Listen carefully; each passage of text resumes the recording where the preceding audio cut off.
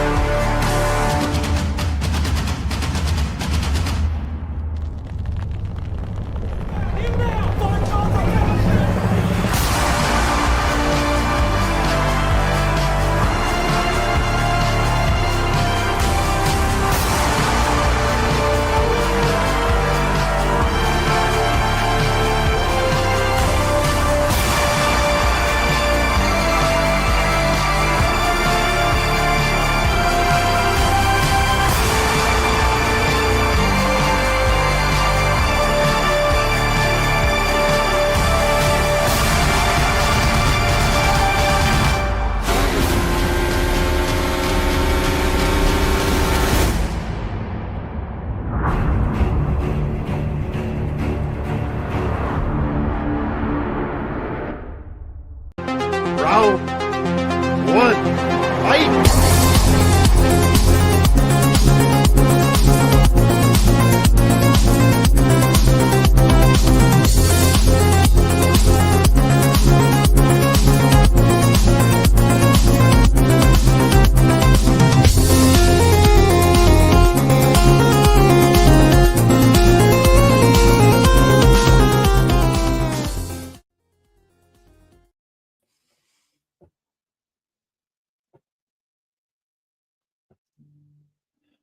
Welcome to Tournament Fights. This is episode 371. This is our championship of our ladder series for best movies of 2025. So if you want to go back and see us talk about some other movies that may not have made it all this way to tonight's episode, then you can go back. We had a full tournament on Monday and a full tournament on Wednesday, and this is just going to be a half bracket of the Sweet 16 from both of those tournaments.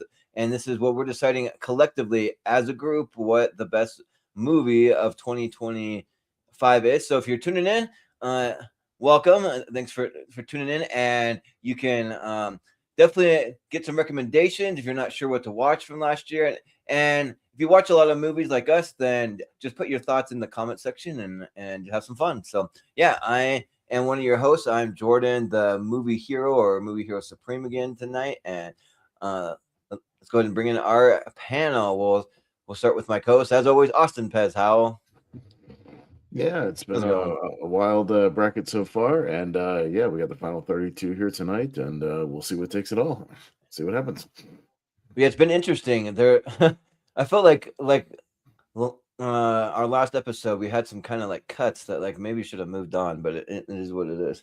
So, yeah. But if you go back and watch, you can see what I mean. But I think most of these are pretty good. So, but we also have joining us. We have Ross Bristow. How's it going, Ross? You're muted. Okay, sorry. Sorry, guys. I'm excited about this. 2025 was actually a really good year for movies. So I'm sorry. I saw some movies that went, why is that on there? But we'll talk about that when we get to them. Mm-hmm. Yeah. Just like keep in mind, we only had 128 spots. So there are a couple of movies that like people might be like, why is this not there? Well, we only have so much room. So we had to make some tough cuts. But we also have joining us, we got Dan Skip Allen. How's it going, Dan? How's it going? I'm hanging in there, guys. Glad to. I saw the list. Yeah, some interesting movies on the list. I don't know if I would have had some of those movies on the list. Hey, I wasn't part of those episodes, so hey, I don't have any. I don't have any problems with. I gotta just deal with the ones we have on here tonight. So do the best I can. Mm-hmm. Well, a lot of times it just comes down to who's on the panel and also what matchups we have, because it's all random. Sometimes they go up against tough ones, so you just gotta make some cuts. But we also have joining us. We have Chris Diaz. Hello. Chris. Yeah, I'm glad to be on. I saw the list. I only had to see one today for the list, but I've seen everything else, and I just decided to talk about it. Great year, 2025 was the movie. Yeah, I've got a few blind spots, but I watched 2 movies for this that I'll talk about when they come up. So yeah. Right. And joining us just in time, JPO once again here. Hey, what's up? Hey. Hello, my lovelies. Can't wait to talk 2017 movies. Man, what are we doing? In the dark. You're always in the dark. Yeah. You speak for the wrong list. He's seen enough stuff. We can just like plug him into an episode and just be like, "Hey, here's the matches. Yeah, just vote on it. It's fine." My TV's not even on. I'm extra dark tonight. Yeah. Yeah, right. But well, Austin, why don't you say you break it down for anyone that's not familiar with how it works when they first timers tuning in? And that's slightly better. Yeah, there you go. Yeah, so tonight we just got a hat bracket here tonight of 32 movies. We already had 264 movie brackets this week. So we have the Sweet 16 from part 1 on Monday and the Sweet 16 from part 2 on Wednesday in here this evening. And then what will happen is the Elite 8 from tonight will then go on to weirdly one of, that's the way the ladder series works. They'll get plugged into like the next yearly ladder series. So it'll be real strange when we have like 2025 movies going up against like 1984, 1985, something like that. So weird. It's very weird, but it's not unprecedented for one of those movies to win. Famously, we had a Top Gun Maverick won a 2015 bracket. So one part of that. So it's a little goofy, but it kind of is what it is. So you guys know what it is. Just give me those kind of quick thoughts and quick votes, and we'll move it along and have a nice breezy show tonight. And we'll see what takes part 3 here this evening. So if you guys are ready, we'll get it rocking. So let's do it. All right. Well, thanks for Malcolm for making the bracket. Appreciate it. So I haven't even really looked at the matchups. I've only seen like the first one. So he made the bracket, so I don't even know the matchups. So here we go. Pulling up best way to do it. Here. All right. So we'll scroll it over and we'll start with we got Dangerous Animals and Wake Up Dead Man. Is what started. So JPO, you're at the bottom. So kick us off. Hi. Dangerous Animals was fun, but Wake Up Dead Man I thought it was great. I'm a big proponent of all the Knives Out. Luckily, it's not a James Bond movie, so hopefully Daniel Craig can do these for like another 30 years. I'd be down for that. Keep giving me these great casts. Ryan Johnson too. If you watch Poker Face, knows how to make a good mystery. So Wake Up Dead Man gets my vote. Mm-hmm. Yeah. First, what do you say? Yeah, I made reference to this right during my introductions. I watched Dangerous Animal today because that's the only one left on my list I did not see. It's fun. I couldn't even the best thing about it, but not Wake Up Dead Man. Wake Up Dead Man is my number 4 favorite movie of the year. It'll get my vote. Josh O'Connor, Glenn Close should have got nominated. But I love Wake Up Dead Man. My favorite Knives Out series. Yeah. Dan, what do you say? Yeah, I enjoyed Wake Up Dead Man, and I'm a big fan of Josh O'Connor. I like the cast: Glenn Close, Josh Brolin, everybody, Jeremy Renner, everybody that's in the cast, and I enjoyed the movie. I just, something about Dangerous Animals just caught me by surprise this year, and it was on my top 10 of the year halfway through the year. And I mean, I've gone on record, I'm not a big Jai Courtney fan, but this really was a resurgence for him. And the girl, now for the life of me, I can't remember her name. The girl that's in it was amazing. She was a revelation. Gwyneth Paltrow. No, it's not Gwyneth Paltrow. I hope to see her in more stuff. Supreme. In Dangerous Animals. I'm just gonna go for Dangerous Animals because I liked it a lot. So, and it's a resurgence for Jai Courtney, which we all know did a lot of bad movies. Would you say, Chris? Casey Harrison, you were thinking of. Yeah, she was amazing in that movie. She's a revelation. So I'm just gonna go Dangerous Animals. I know Dead Man's gonna win, but hey. But now you have to tell us what a revelation means, Dan, because none of us know. She's like a new person. She came on the scene. We've never seen her before, and she was like, "Wow, she's amazing in that movie." So, but that's not what that means, because I've seen people say veteran actors of 30 years say this person's a revelation. So I still don't know what that means. I think it's I think it's just something critics say. I really think that it sounds good. It looks good on a poster. Yeah, it looks good on a poster. I don't even know if you guys even know what it means. But yeah, it's a running joke between me and Richie. I hate when critics. I heard people say that Brad Pitt was a revelation for F1. I'm like, what? No, what does that even mean? Dangerous now. He's been around a little bit. I literally big heard role for him. Dangerous is, but that'd be a revelation for him. Yeah. Yeah, but anyways, but Ross, what do you say? I'm gonna go with Wake Up Dead Man only because I've seen it. I didn't like it as much as the other two, but it was still entertaining enough. So yeah, I'm gonna go Wake Up Dead Man. Yeah. Austin, what do you say? Yeah, I've got a couple of blind spots in this one. Wake Up Dead Man, I just haven't gotten to yet. Dangerous Animals, I wasn't over the moon about, but I did find Jai Courtney a lot of fun. Could have used a little more shark carnage, just a little more. There's only like one shark attack, I thought I could have used a little bit more than that, but I still liked it. So I'll go Dangerous Animals. Jordan? Yeah. So yeah, Wake Up Dead Man.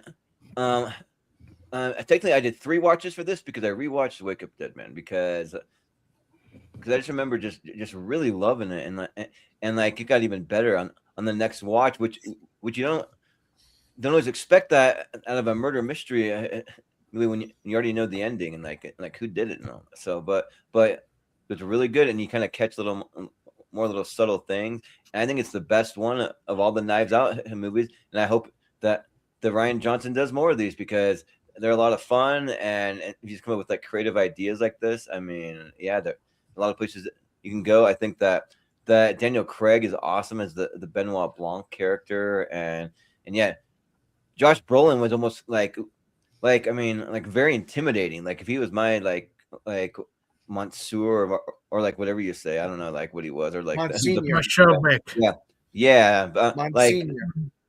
like I'd be afraid to go to church, like he's gonna chastise me for something I didn't even know I did. And so, yeah, but yeah, the movie's awesome. But so is Dangerous Animals. Like I love Dangerous Animals. I remember like raving about it after it is a great surprise, and so that movie was in my honorable mentions, but we just have so many great things that it kind of has dropped a little bit. But I'll go Wake Up Dead Man.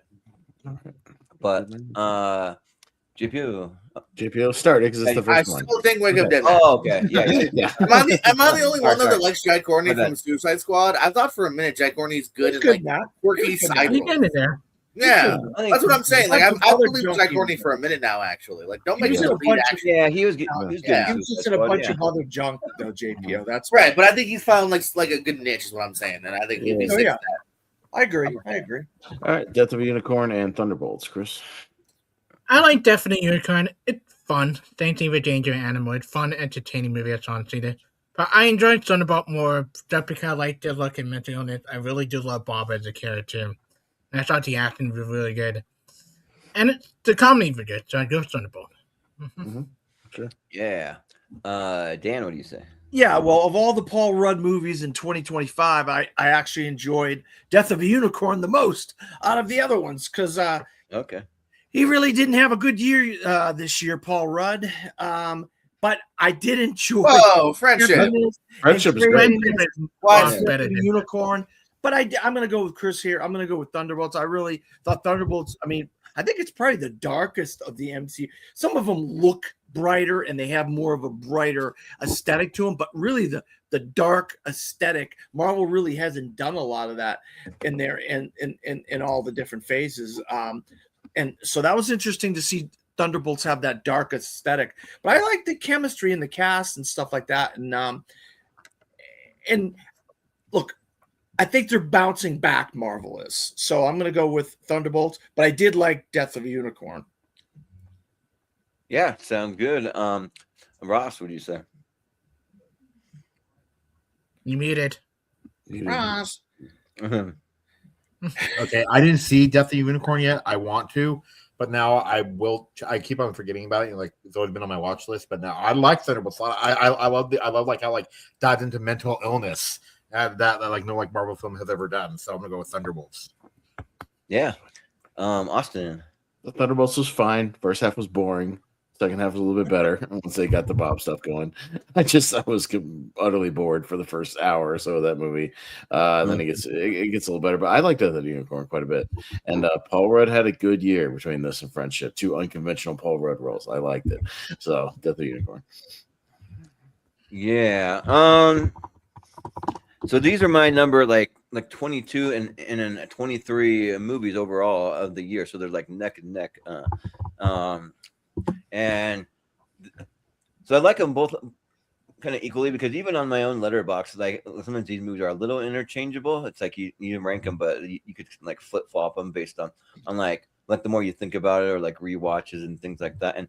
And yeah, I really liked Death of a Unicorn a lot. Like I thought that it was a lot of fun. I thought that like Richard E. Grant was a lot of fun in it. I thought that like Téa Leoni, like just seeing some of them, or like Will Poulter, like that's the greatest one. The cancer is gonna cure cancer, like whatever, And yeah, so a very unique creative idea that I do think could have been a little like executed slightly better, but that's very slight. I mean, I thought that was pretty good. It's like a 7 out of 10 movie for me. But the Thunderbolts was awesome too. Like, and like probably one of the best Marvel movies I've seen in quite a while. And I mean, there's been like 2 or 3 at this phase that have been good, which is kind of sad out of all the movies they've had. But, and yeah, the first hour I thought was just like more generic. It's not that I was bored. I was just kind of like, okay, this is fine. But yeah, the second half, the stuff with like the Sentry and all that. I mean, I don't love Julia Louis-Dreyfus. I wish they would get her out of the MCU. I don't know. She's just a weird cast choice for me. But I mean, other than that, everyone's great. And and Geraldine Viswanathan was just there. I mean, I like her, but she didn't really serve a purpose. But so yeah, I'll vote for Thunderbolts though. JP. But JP. Yeah, Death of the Unicorn is my second favorite Paul Rudd movie of the year. It's in the middle for me. I did dig it though. I actually saw it a couple of times, and I do that for a lot of movies this year. But I did revisit this. I do like it. But no, I do have to go Thunderbolts myself here personally. Here, my favorite MCU of the year. I like this cast here. Like you said, they do a couple things slightly different. Some also very cliche things as well. So it is a mixed bag in that. But I like the cast at the forefront here, and I don't even mind that first half. I kind of like the. I feel like it's building upon itself, like a story should, to kind of know where these characters are at in their lives, and then, like I said, then we get to some more juicy stuff later on. So yeah, I'm gonna go Thunderbolts Asterisks. Yeah, only person to say the title correctly here. Jay Kelly and Companion. Dan. Yeah. Look, I think Companion was a really fascinating movie. I just think the marketing campaign, the second trailer gives the whole spoiler away of the movie. It's like, what the hell are you doing, Warner Brothers, giving the whole the twist of the movie away in the damn trailer? God almighty, that was terrible last year around this time, I might add. And Jay Kelly, I like Jay Kelly, but it just reminded me of one of my favorite movies of all time, which I just was like, come on, Noah Baumbach, could you please make something original? Why do you got to rip off another movie that from 50 years, about 75 years ago, and that's how I got out of it. That's what I got out of it. You guys may have seen it and did not get that out of it. Yeah, what movie is that? High Noon.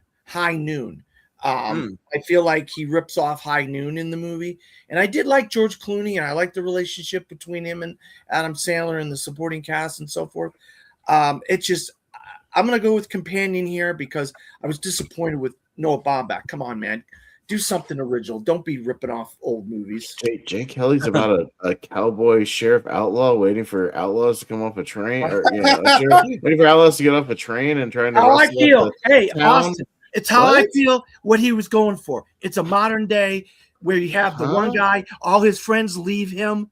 They all leave him, and then he begs his one friend to stick around and help him, which in High Noon, it's help him with what? Just going to accept an award? What are you talking about? It's how I perceive it. It's how I perceive it. You perceive it my way. You can perceive it whatever way you want. This is how I perceive it. Okay. Sure. Ross, what do you say?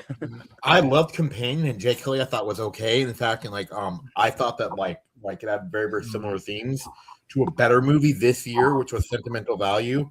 So I'm gonna go with Companion. Yeah. Awesome. I'm gonna go with Companion, which has no parallels to High Noon.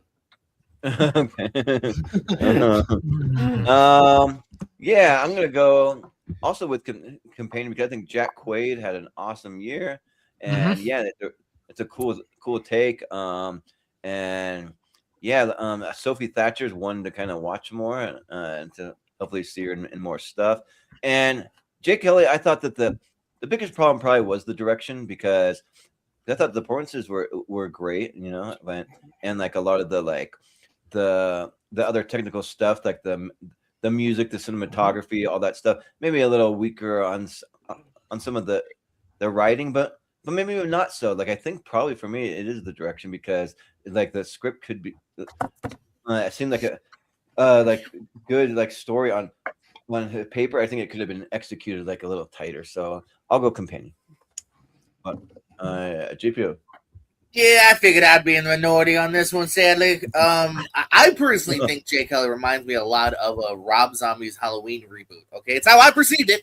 So don't tell me how to feel. I remind me directly of that reboot of Halloween. I thought Jay Kelly was really ripping off like Chopping Mall. I really thought, I can see shades. Shades of Chopping Mall to me. I don't know. Yeah, they almost go to the mall, but then they change their mind. Yeah. No, I do dig Companion, so I'm not like egregiously mad that it's making it through, so no harm on that. But yeah, I really like Jay Kelly. I thought it was a great, look on things. I haven't seen High Noon, or I could see it borrowing from other things as well. But I think Clooney's great. I think my boy Sandman's really good. Also, I've always shouted out to Billy Crudup. I think kind of got overlooked because I think he does a lot in very little amount of time. I think he's fantastic. So go fuck yourself, Chris. It's my opinion. Let me finish before you be a dick. Jay Kelly's I think yes to what you say about Billy Crudup. Oh, then shit. Then thank you. I'm so glad. I thought you were like thumbs downing me, and I'm like, what an unnecessary thing to do. Love you, Chris. My bad. I'm a dick. Yeah. We're telling you to wrap it up. Yeah, I'm just kidding. Chris, what do you say? I thought Jay Kelly was good. Not great. I didn't love. I was going to spoil the last couple minutes with some of the footage they used. I thought a little bit too, as you say, on the nose a little bit. That trying to accept me out of it. But I thought Anna Chandler was good. I thought Joe Clooney was good. Billy Crudup was the best part of the movie. I thought his two scenes were the best scene in the movie. Like, hand down. Like, he honestly, between him and Chandler, he should be more the Oscar nominee for push there. But Companion was great. One of my favorite horror movies from last year. The cast great. Harvey Gillen from however you say the guy name from What We Do in the Shadow is fantastic in it too. Harvey yeah. Thank you. Companion, get my vote. Yeah. All right. Yeah, that's it. All right. Thank you. Can I go again? K-pop Demon Hunters and The Secret Agent. Ross? I will be starting The Secret Agent probably tomorrow, so I can't comment on it. But I like K-pop Demon Hunters. It was like way better than I thought. So yeah, I'm gonna go with K-pop Demon Hunters. Yeah. Austin. Sorry, don't go again. Austin. I'm gonna rate K-pop Demon Hunters NFM, not for me. So I'll go with the movie I haven't seen because it's not available yet. I'll go with The Secret Agent, but hopefully I get to see it soon.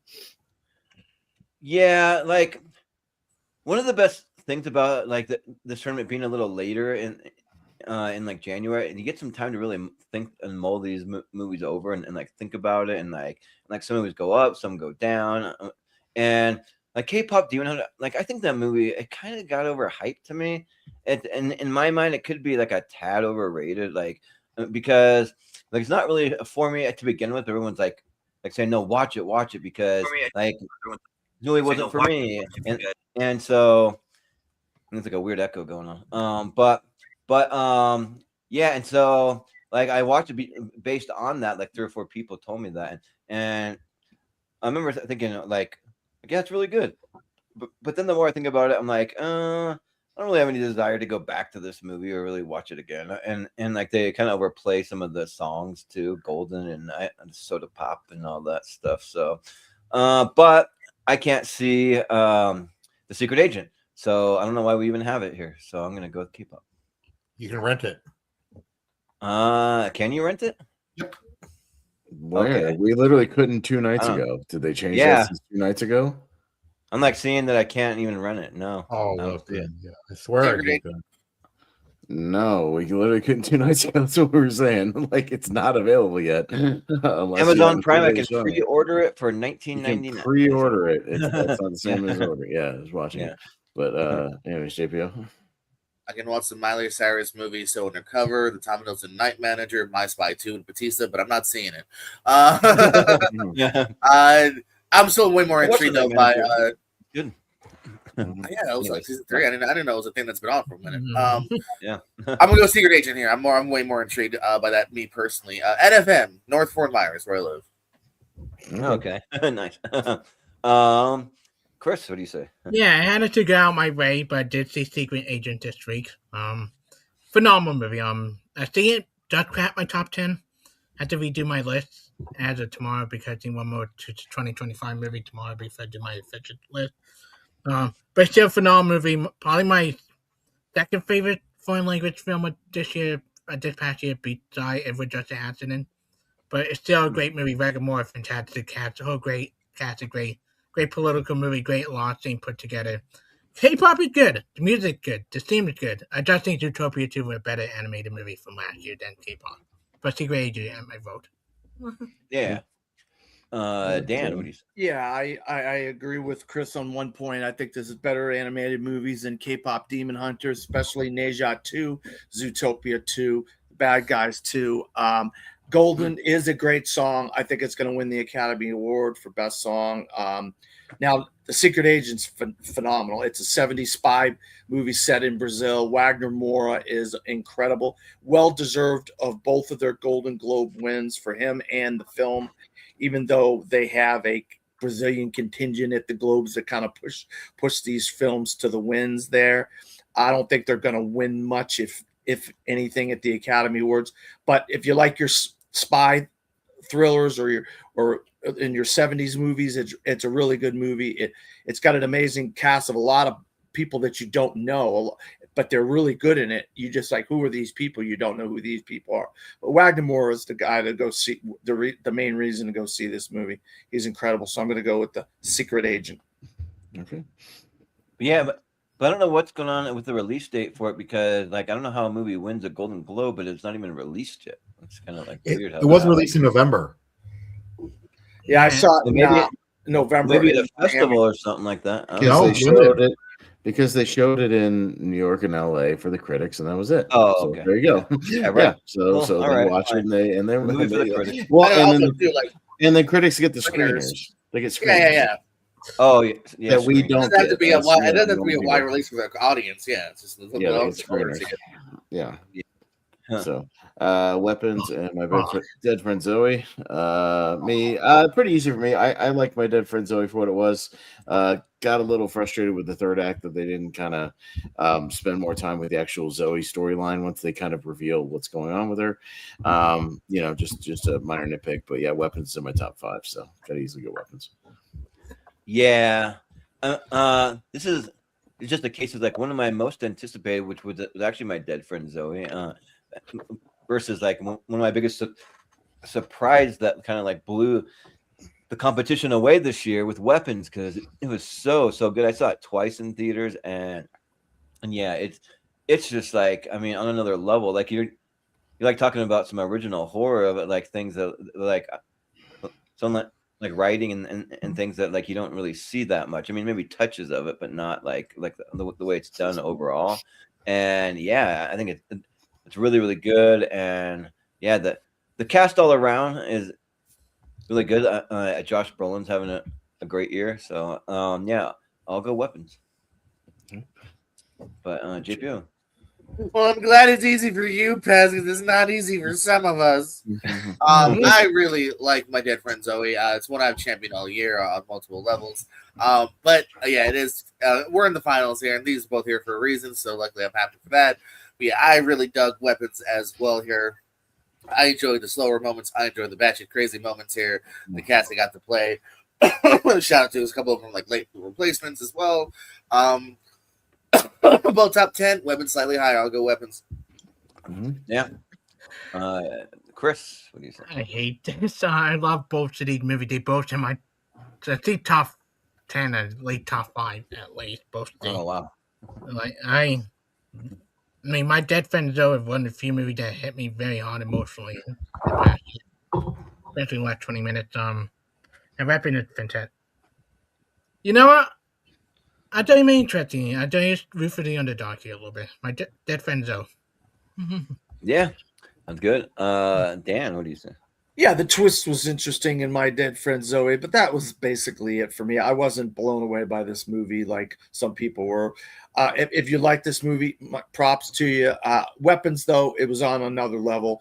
Creativity, acting, writing, directing, and with all the stuff that was behind the scenes on Weapons, to end up having this movie turn out so well and such a beloved movie by so many, especially with Amy Madigan. I mean, yeah, this movie is one of the best horror movies I've seen in a long time. This is an amazing movie, so I'm going to go with Weapons. Mm-hmm.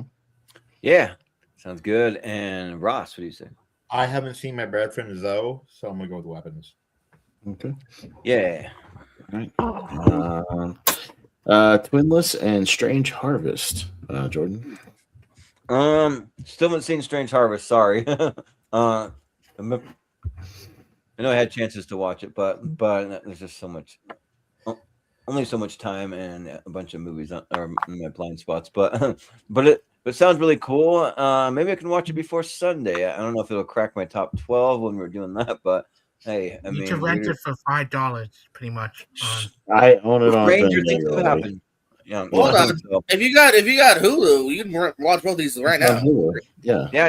Oh, cool, nice. Then, but I have seen Twinless, and Twinless is awesome. I'm trying to let's see, look at the guy that directed, James Sweeney, and he also acted in it, was phenomenal. To me, like he almost outshone Dylan O'Brien. He was just really, really good. I thought he was fantastic, but so was Dylan O'Brien, and just just a really heartbreaking kind of story that you kind of know just from the title, but it does go some other places that the title doesn't like. It just tell you it's not totally about a guy that lost his twin. Like there's some other things in there. So, well, it's twinless, that's kind of you kind of know it right there. But so yeah, I'll go twinless.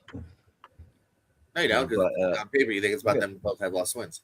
Yeah, this is the Hulu double feature I did recently. I actually didn't finish Strange Harvest, though. I got to get back to it. But I did see Twinless. I liked it a lot here. I know we did anyone outshine anyone. I think they're both giving great performances here. And special shout out to Dylan O'Brien, who has to have that dual role going on, Michael B. Jordan style here. You don't necessarily, I didn't see it in the trailer, but he does play both twins for chunks of the movie. So yeah, Twinless was an interesting one, and always wondering how they're going to necessarily nail the landing. I think they did a decent job of nailing the landing too, and the journey is also quite interesting. So I got to go Twinless here. Yeah. Chris, what do you say? It's just easy for me. I like Strange Harvest a lot. I saw it back when it went on VOD. Like, it's a good movie, good found footage movie. Weird at point, interesting and post credit scene that probably would never lead to anything. But Twilight is one of my top 20 favorite movies of last year. I love Dylan O'Brien. I love the cast. I thought it was really sweet, very emotional. One phenomenal monologue by Dylan O'Brien. Like that Secret Lunch that got him some award nomination consideration. Like that one scene is just like one of the standout scenes from last year for me. Yeah, Twinless. It's easily one of the best unseen movies from this past year that nobody's seen. Yeah. Dan, what do you say? Yeah, I wanted to see Twinless after the controversy at the Sundance Film Festival last year with people leaking the movie out. And so when I finally saw it, I was just like, well, happened to me. Yeah, that kind of craze behind the movie and all that stuff really didn't matter to me because I wasn't a fan of the protagonist at all in it, the main guy, the director, and the star of it. I just didn't like his journey in the movie. Dylan O'Brien was good, like you guys said. But if you really want to see a good Dylan O'Brien performance, go see Send Help. It's out next week. You're going to love it. I actually did like Strange Harvest, though. I was so surprised how much I enjoyed that as a small budget crime docudrama, documentary kind of found footage thing. I didn't know what to expect with it, and I actually really was engaged in it. And so I'm going to go with Strange Harvest here. Yeah, sounds good. Ross, what do you say? I didn't have the time to watch it either, but I'm more interested in Twinless, so I'm going to go vote for that. Yeah.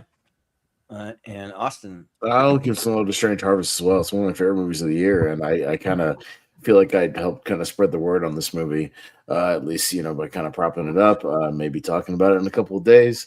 Yeah, the way they make it look like a Netflix kind of true crime documentary with some Fincher-esque stuff going on, and yeah, a little supernatural splash here and there. I really, really liked it. So I'm disappointed Jordan didn't watch it yet, even though I've been telling you for like a month to watch this movie. So a little disappointed by that, but yeah, too many movies to watch. Yeah. All right. All right. Sorry, baby, and drop. JPO. I'm here. I swear. God damn it! I still haven't gotten to this kitty cat movie, so I gotta go drop. Yeah. Right. Chris. Yeah, I had to thank Chadwick and Dylan for pointing Sorry Baby out to me. I freaking love Sorry Baby. A hard movie to watch, please, especially to kind of top it. I bear some similar stuff in the movie, and it's hard, but performance alone, Don Cheadle legend. Right, one thing with him and the main character, like Stanley in the movie. And I like Drop, but I root for the underdog here. Sorry, baby. Yeah. Dan, what do you say? Yeah, another movie that premiered last year, Sundance Film Festival. So it was on my radar to see it, and when I finally saw it, I was just like, so I didn't like it that much. I was like, hey, I'm glad other people like it. I mean, everybody. That's what all movies are subjective. And it was like an underdog for original screenplay. It didn't get in, but actually I kind of like the twists and turns and stuff that were going on in Drop. Brandon Sklenar, what an interesting year he's had this year. Yeah, right. Got that one there at the beginning of the year, and he's got the one he's got at the end of the year. He's had an interesting year. But I'm gonna go with Drop. I enjoyed that more with the twists and turns and stuff. Yeah. Austin, what do you say? You're Ross. Oh yeah. Okay, yeah. I'm gonna go with I've seen both these, but Sorry Baby actually stuck with me more on that scene in the house. Will always stick out to me, like the 2-minute scene. It really makes you feel like how long 2 minutes is. I'm gonna go with Sorry Baby. Yeah, people keep talking about that. But Austin. Yeah, I quite like Drop. That was one of my favorites of the first half of the year. Yeah, I like the way I like a good sort of one location movie and how it keeps it fresh, throughout the whole thing. And yeah, Brandon Sklenar is becoming one of my new kind of go-to favorite actors between this and Housemaid. Like, I'll watch anything that guy does right now. So I'll go Drop. I really liked it. Yeah, I mean, yeah, I'm with you guys on the Brendan Sklenar train because he's pretty charming, he's got some charisma there. So yeah, he's good. But and Sorry Baby, I haven't seen Sorry Baby, so I can't comment on it. But I do like Naomi Aki, so I'll probably check it out. But yeah, Drop, I think it's decent. It's just kind of like one of those good, not great movies for me personally. I'm like I had entertaining time for what it was.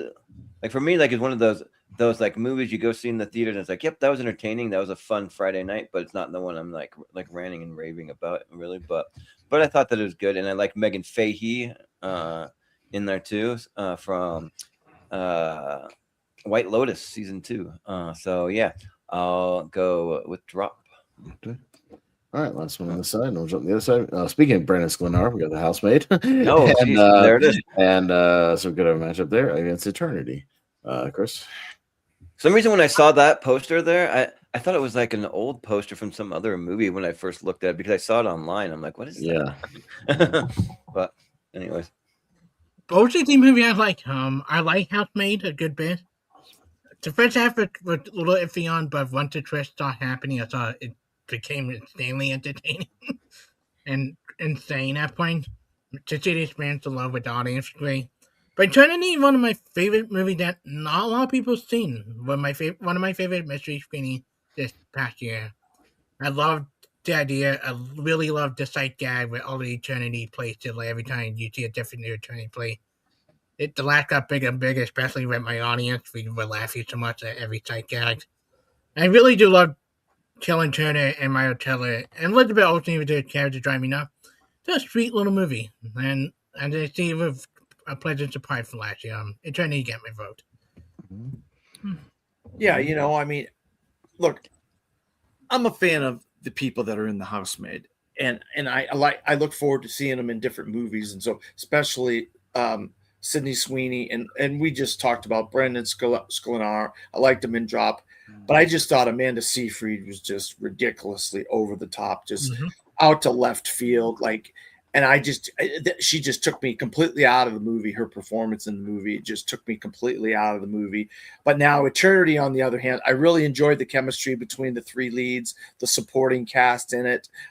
Miles Teller is one of my favorite actors, you know, going right now. He's just one of these guys and you know, I don't get to see him in rom-coms or romantic comedies. You know, this had a feel of a couple of other movies involving heaven and just dying and going to heaven and stuff like that. And I like the vibe it was going for Eternity. So I'm going to go for Eternity.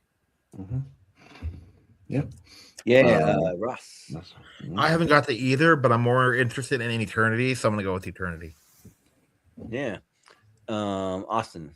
Housemaid's one of my favorite movies of the year. I love a good movie that can come out of nowhere and kind of surprise me, especially a movie that looked kind of corny from the trailers. But I love the twists and turns and kind of where it went, and it kept me guessing. And damn, I was entertained the whole time. So it was a nice throwback to kind of 90s sort of trashy thrillers, and I dug it. So I'll go with The Housemaid. Yeah, I think they're both good. Yeah, both kind of, I guess, romances of sort. Maybe The Housemaid a little less once you see it, but yeah, I saw Eternity as a mystery movie, and then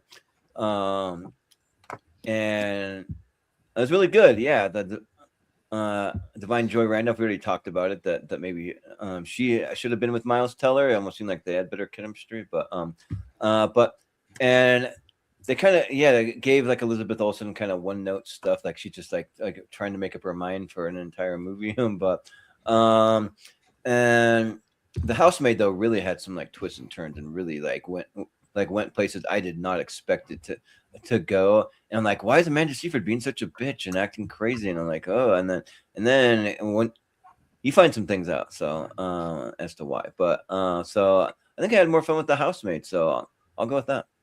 Yeah. But JPU. Yeah, guys, let's make a pact right here, right now.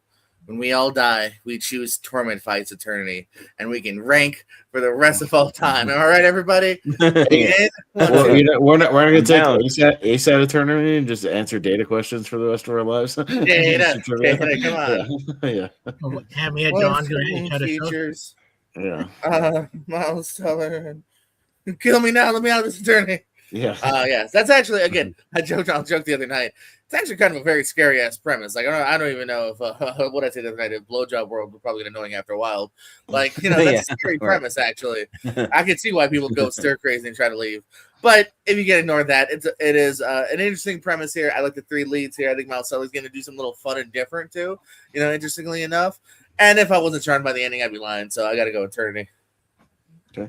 Yeah.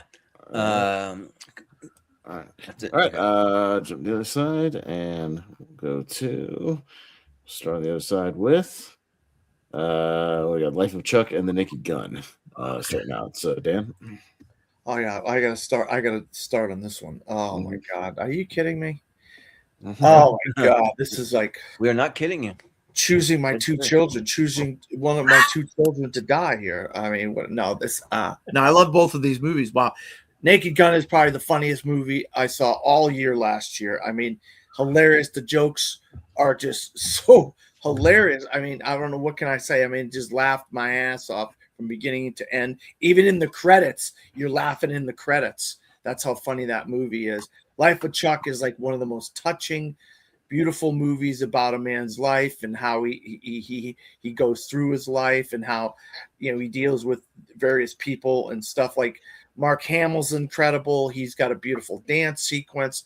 You know, I really like this movie, and God, I had it on my top 10 of the year halfway through the year last year, but it kind of fell off because I put a lot of other movies on my list that I saw later on. God, oh my God, this is so hard. I don't know what to do here, guys. I really want to champion Life of Chuck. but I did love. I did. Flip a coin. Nothing made me laugh as much as The Naked Gun, so I'm going to go with The Naked Gun. Yeah. Ross, what do you think? The Life of Chuck is great, and so The Naked Gun, but The Life of Chuck's actually in my top 10 of the year, you know? So, yep, and it's my second favorite Stephen King adaptation of the year, so I'm going to go with The Life of Chuck. Mm-hmm. Yeah. Austin, Life of Chuck, hands down, my favorite theatrical experience of the year when they played it for the Mysteries movie, and I knew nothing about it other than that very brief teaser that just showed, Tom Hiddleston like standing on a corner somewhere, just got not much going on. All I knew was a Mike Flanagan kind of Stephen King adaptation, and it's my favorite movie of the year. So Life of Chuck, 100%. Hey, you're Tommy Roland's brother? Hey, how's it going? Hey, it's good to see you. Just like the randomness of Naked Gun, just like throwing out things out of left field. You're just like, huh? Like some of the jokes in it, they kind of like catch me off guard, but in a good way. I'm kind of like, oh, that's kind of like a joke I wasn't expecting, and it's fun and just like zinging all kinds of jokes. I mentioned the like chili dog, like oh, shouldn't have had a chili dog. Oh, I ruined another suit, like or the snowman possessed like crazy snowman. Take a chair. Yeah, take a chair, and then Pamela Anderson, yeah, and Pamela Anderson has had a decent a couple of years, so good on her, because was she in Eleanor the Great or something? Because I didn't see that, but I thought maybe she was in that.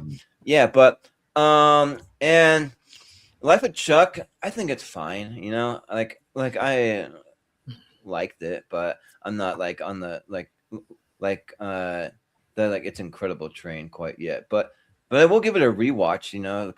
Could people like it that much and have it in their top 10 and stuff? Like I'll rewatch it and see if I can like get some more out of it. But right now I gotta go with The Naked Gun. That movie I saw twice in theaters. So yeah, but a GPO. Yeah, I mean, again, it's like choosing between your two kids, but for me, I like one kid a lot more. So I'm gonna go with my favorite child, Life of Chuck. Naked Gun comes home late, is drunk, never on curfew. Yells at me, says it learning from you, Dad, and I'm like, get away, Naked Gun, fucking go to your room. You disappointed me and Mom. Life of Chuck did not disappoint me. You're not Mom. my dad. I'm proud of that child. Actually, it's true. Naked Gun turned out black. I don't think I'm its father. Where am I going with this? I don't know. Life of Chuck. Yeah, for sure. But Chris, what do you say? Yeah, this is like treating your own children here. I love both of these. They both in my top 10, 20 of last year. Naked Gun, the second funniest movie of last year. I think Splitfield was still my funniest movie I laughed on last year. But I'd go with Life of Chuck. It fit with me harder, and it made math way more interesting comparing to Dan. So Life of Chuck at my vote. All right. Okay. Yeah. All right. Okay. Going to Roofman, and If I Had Legs, I'd Kick You. Ross. Ooh, fun. I haven't seen If I Had Legs, I'd Kick You. It's on my list, but I actually liked Roofman. It was I like it, like when the director tries something different. At least it's swung for the fences instead of instead of like him doing the same thing. So I'm gonna go with the Roofman. Yeah. Austin. I haven't seen If I Had Legs, I'd Kick You just yet. I didn't have time to watch anything. Had to go watch Gladiator today before the ice storm hit in theaters. that was a little higher up on my priority list. But I like Roofman enough. I think it's a little sloppy, kind of especially towards the third act, and a little too long for what it's trying to do. But I still thought it was all right, so I'll go Roofman. Yeah. I've seen them both, and they're both really, really good. I mean, Rose Byrne deserved every bit of that Golden Globe award that she won, because, man, she should win over Jessie Buckley, and I had to say that. For me, it's split for me. I'm not really sure. I'd be happy if either one of them won, but I think though that like Rose, well, the whole like premise for If I'd Like that I'd Kick You just shows you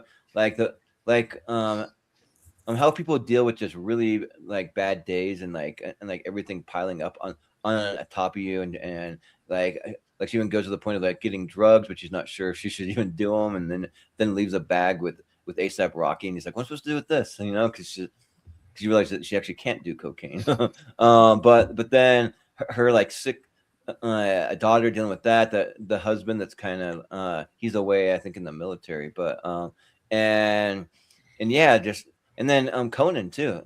Conan's great. And then Roofman though. Roofman was a big surprise too. It's something that like I didn't really expect anything of that. Like when you look at the trailer, like the trailer almost looks sort of generic. I'm kind of like, okay, I'm not really sure what this is going to be. And they really replayed it like over and over. That scene when like Peter Dinklage walks in and catches him in there. I saw that scene about 50 times this year. But the movie's really good, and it's one of these is going to be in my top 10 of the year, and that's going to be a Roofman. So I'm going to go with Roofman. But JPO. Yeah, I do enjoy both. Yeah, big shout out to Rose Byrne. I almost want to argue like the A24 parts of it were kind of unnecessary. Like I think I also would have fine if the movie didn't necessarily have that element. Not that I was against it either. I just felt like the best part of it was just the more straightforward storytelling that was at forefront. Shout out to Conan. Shout out to A$AP Rocky. What a strong year for A$AP Rocky and people too. Yeah. I really, really liked Roofman here. That vibed with me so much more here. I think Tatum is perfectly casted, as this guy who's not a bad guy, giving Tony Valori his sweater in the first scene because he might get chilly in the freezer. Like, you know what I mean?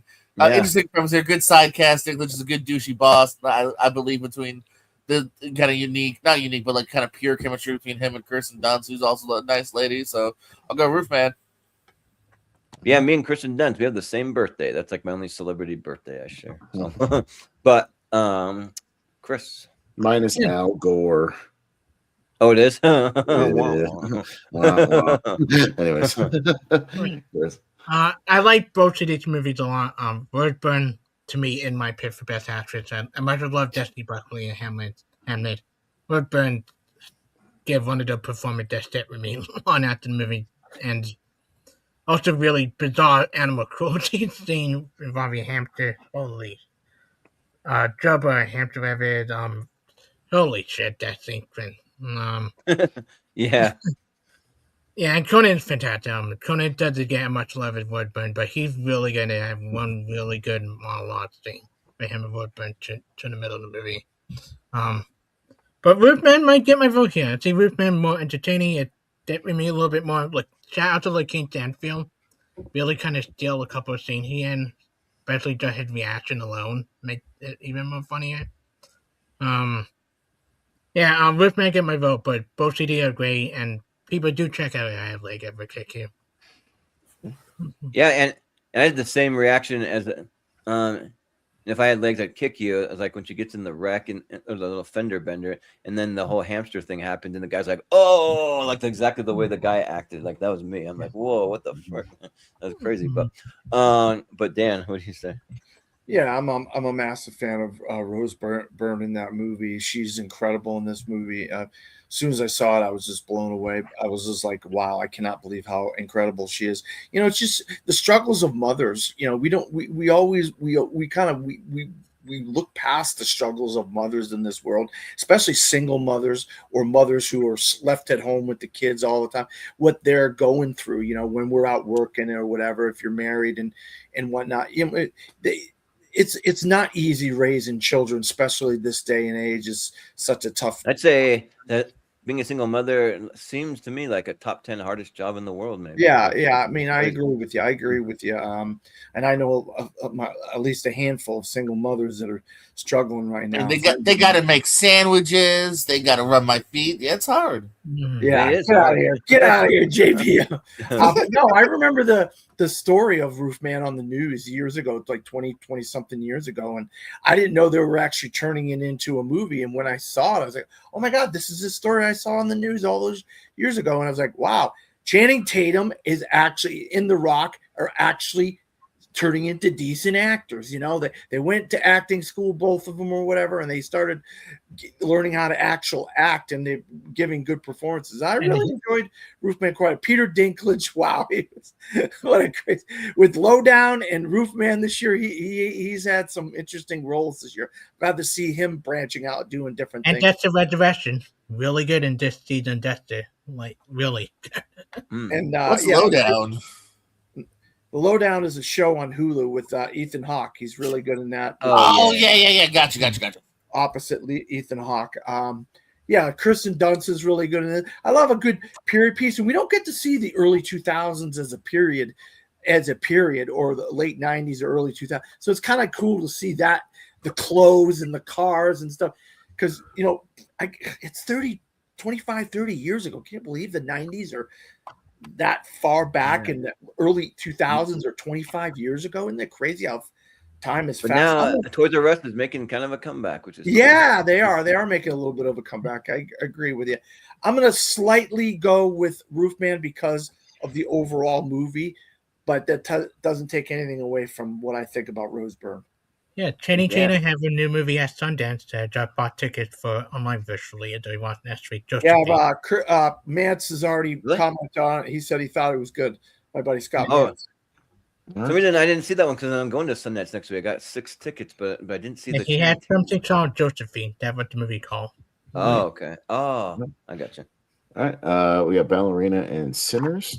That's on me. No, I mean, 2 movies that I enjoyed quite a bit. Both I'll probably talk about next week. I mean, Ballerina gave me everything I wanted out of another John Wick movie, and I like how they deal with her struggles and kind of learning how to be this like super assassin. I dug it quite a bit.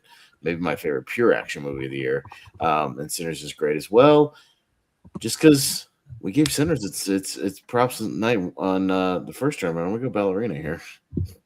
Jordan? Yeah, I mean, these are both excellent. Like, this is maybe the hardest match for me so far because these movies are so good.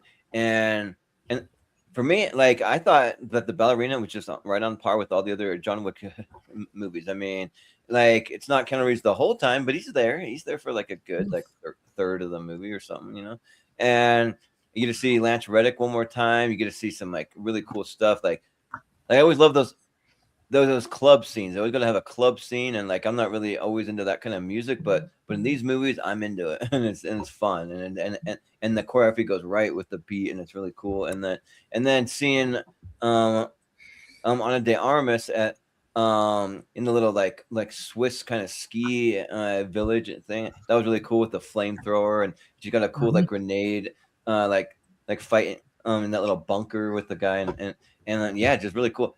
Norman Reedus, like he's fun seeing him show up. And Sinners, like Sinners is great. It'll probably, I mean, my prediction might win Best Picture at the Oscar. That's my kind of personal pick, but it's really, really awesome. And I'm really close to another rewatch. I've already seen it twice, but I kind of want to watch it a third time. But but I think here I'm going to go with the Ballerina because I actually do have it ranked a little higher for me overall because that's just what I'm into. So, but JPO. I agree. I don't like club music, but I agree that I do love seeing people get shot in the dome to club music. So it does add up pretty nicely here. I was easily gonna go Sinners. I do like it a chunk better, but I'm also cool in hyping up something that doesn't get as much love. We've already personally given Sinners love. Oscars gave it lots of love, so I'm cool with voting for Ballerina. Give a different movie some love. Yeah, let's do it. Chris, what do you say? I like Ballerina. I do.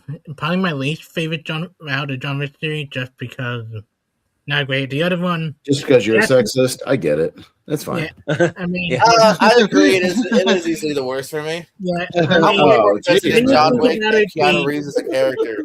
I don't think Keanu Reeves is the best actress. I'm sorry. Yeah, I mean, when you think about the if had more men in it, I'd like it better. Yeah, continuity. Whoa, I didn't say that. That's fucking right. That's sexist. Let me continue.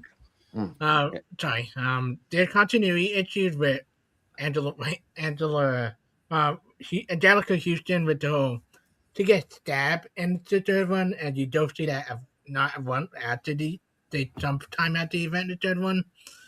Like there's some stuff in there, and I didn't love Gabriel Byrne as the villain that much. That's probably my least favorite villain of John Wick stuff. But I still do enjoy it. Good action. Probably one of the biggest laughs I ever had at any of them. The henchman goes, fuck no, John Wick is there. I can leave the fuck out of here. Like when he realized John Wick did. Yep. Yeah. Yeah. But Sinner is my number 2 favorite movie of the year. It's been the number 1 for a while up until it was just an accident. But I had to go with my second favorite movie of the year, Sinners. Yeah. Dan, what do you think? Yeah, I enjoyed Sinners. I've seen it a few times, and I like the period. I like the period that they were going for in the 1960s and stuff, so forth. I liked Haley Steinfeld. I like Jack O'Connell. I like the 1930s. I think. Something. Oh, was it? I thought it was the 60s. My bad. Yeah, the 30s. Okay. It's all good. Yeah, the barn scene, the barn where they're all having a good old time in the barn and all that stuff, and then the vampires. I just wasn't blown away with it as much as other people were. I don't know what it was about it. I guess I've seen better vampire movies or whatever. I don't know what you would say, but I did actually pleasantly enjoy Ballerina. I think Ballerina sat on a shelf for like 2 years before they released it, if I'm not mistaken. But and I'm a big fan of Ana de Armas and this franchise as a whole. The one of the main bad guys in the movie, he's like the stunt coordinator in all the movies. If you watch all the John Wick movies, he's in every one of the movies and dies as a different character in each one of I think it's Daniel Bernhardt, and he's a stunt coordinator on the movies, and he dies in all the movies as a different character. But he's like one of the henchmen, main bad guy henchmen in this one, and I thought he was good, like you guys said. But I like the John Wick universe more than I do Sinners as a whole, so I'm going to go with the John Wick film Ballerina. Yeah, man, I'm like pleasantly surprised on that. But Ross, I like Ballerina, but I love Sinners, so Sinners. Yeah. Okay. But all right, Ballerina. Well, the upset. Ballerina. Okay. Yeah. Wow. All right. Okay. All right. And for anybody that's gonna blow up our comments, Sinners 1 Part 1. So relax. Yeah. One part 1 on Monday night. So we give it its flowers. Frankenstein and Mickey 17. Drayden. Oh, okay. Yeah, these are both really, really good. But Mickey 17, I liked a lot of stuff with like Robert Pattinson and Stephen Ewan. I liked Naomi Ackie again in this. Like she had a good year. Listen, sorry, baby. And she had a good like few years, man. She's blowing up. But and yeah, like I love the stuff when it was just him just like being an expendable and like having to die over and over again, and they're kind of like, you just think like, oh, here we go again, I have to die again. He's playing kind of a goofy character, but I kind of like that. But then like almost like they're trying to do a little too much with the movie, I feel like, because they got these weird alien things. They got Mark Ruffalo and Toni Collette being like just goofy characters, and so like some of it took me out a little bit. But then the ending really brings it like to a positive spot of like free will and choice, and like making your own decision and not letting people like tell you like, what you can and can't do and stuff. And so I really related to that a lot. But man, Frankenstein got me from the second that it started to the end. Like I was just invested in this thing the whole entire time. And sometimes I'm a little hit and miss on Guillermo del Toro, but I'm never like a miss on his creature designs. Like he always delivers there. But yeah, like this was just so good. Oscar Isaac, like he was great. The Jacob Elordi, Christoph Waltz. I mean, all of them. So yeah, I'll go with Frankenstein. That was a huge surprise for me that I'll probably talk about this Sunday on our top 12. So JPO.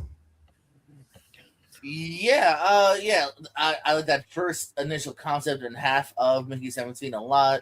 Pattinson's I think is really good, and then it kind of loses me a little bit more in that second half. Well, Frankenstein as a movie, I almost say like I slept on it, but it really just I didn't see it the first like week or two it was out, and instantly I like in the first 5 minutes I'm like, oh shit, why didn't I get to this like day one?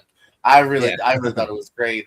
Again, Del Toro knowing how to have some good visuals, and then shout out to that cast. Elordi wasn't necessarily the forefront of my mind, but I thought he did good. Oscar Isaac, I've been a fan of since day one, so yeah, I gotta go with Frankenstein.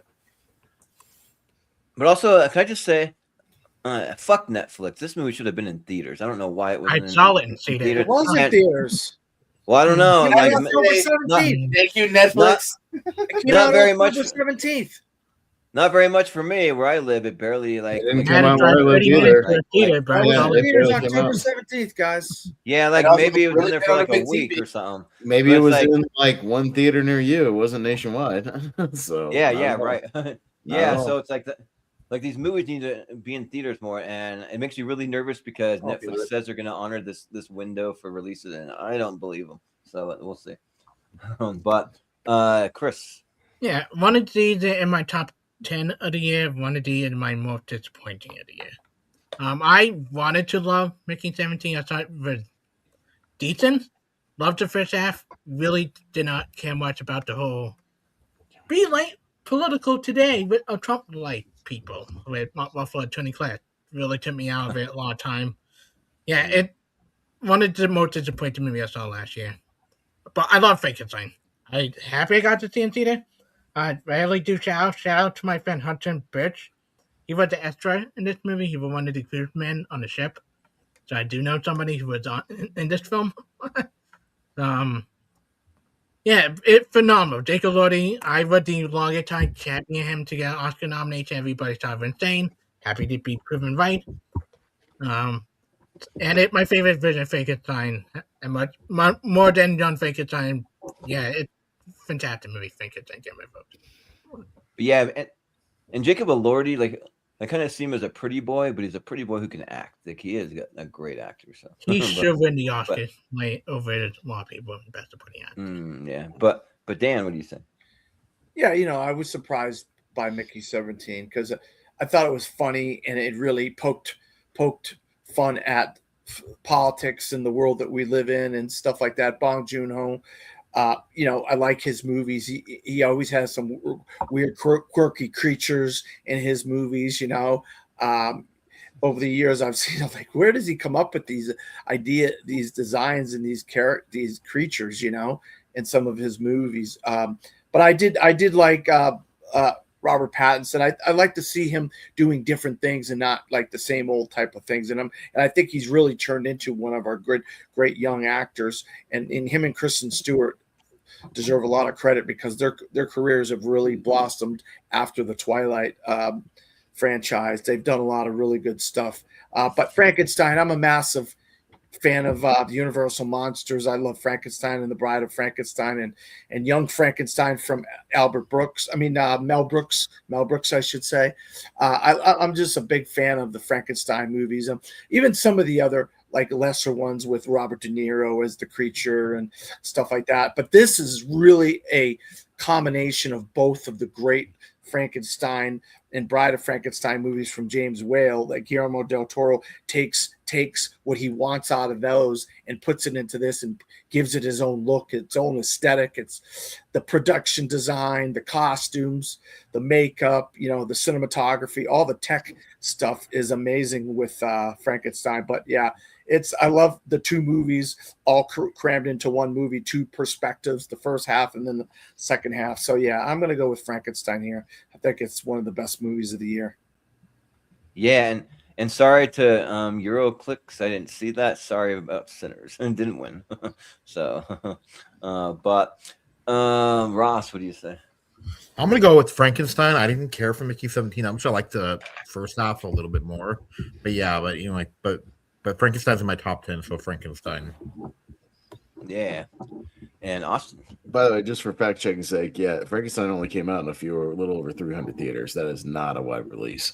That is like very limited and zero AMC theaters as well. So that was 0 AMC. Yeah. Guess what's right down the road from me? Yeah, right. Didn't come out of my theater. I know that. I know that my Regal's going to play all the Best Picture nominees, including Frankenstein in March. So maybe I'll get to see it. Cool. Yeah. And so will AMC and their two slate. Yeah. Their 2-5-1. Well, so if I don't get to see The Secret Agent, then they're actually playing it as part of that. The Secret Agent. Oh, yeah. So. There you go. So at least then, but I'll go Frankenstein. I liked it. So with that, all right. Superman and Friendship. GPO. Okay. What a matchup. Super Friendship. Tournament friends. That's right. Yeah. Both good movies here. I'm a Tim Robinson guy to a decent degree. That YouTube Netflix show's fun. I organically rewatched the first season, not even knowing there's a second season coming. I didn't love his HBO show. I thought it was a little bit more just nuts on top of questions without being answered, but it still dug the journey to a degree.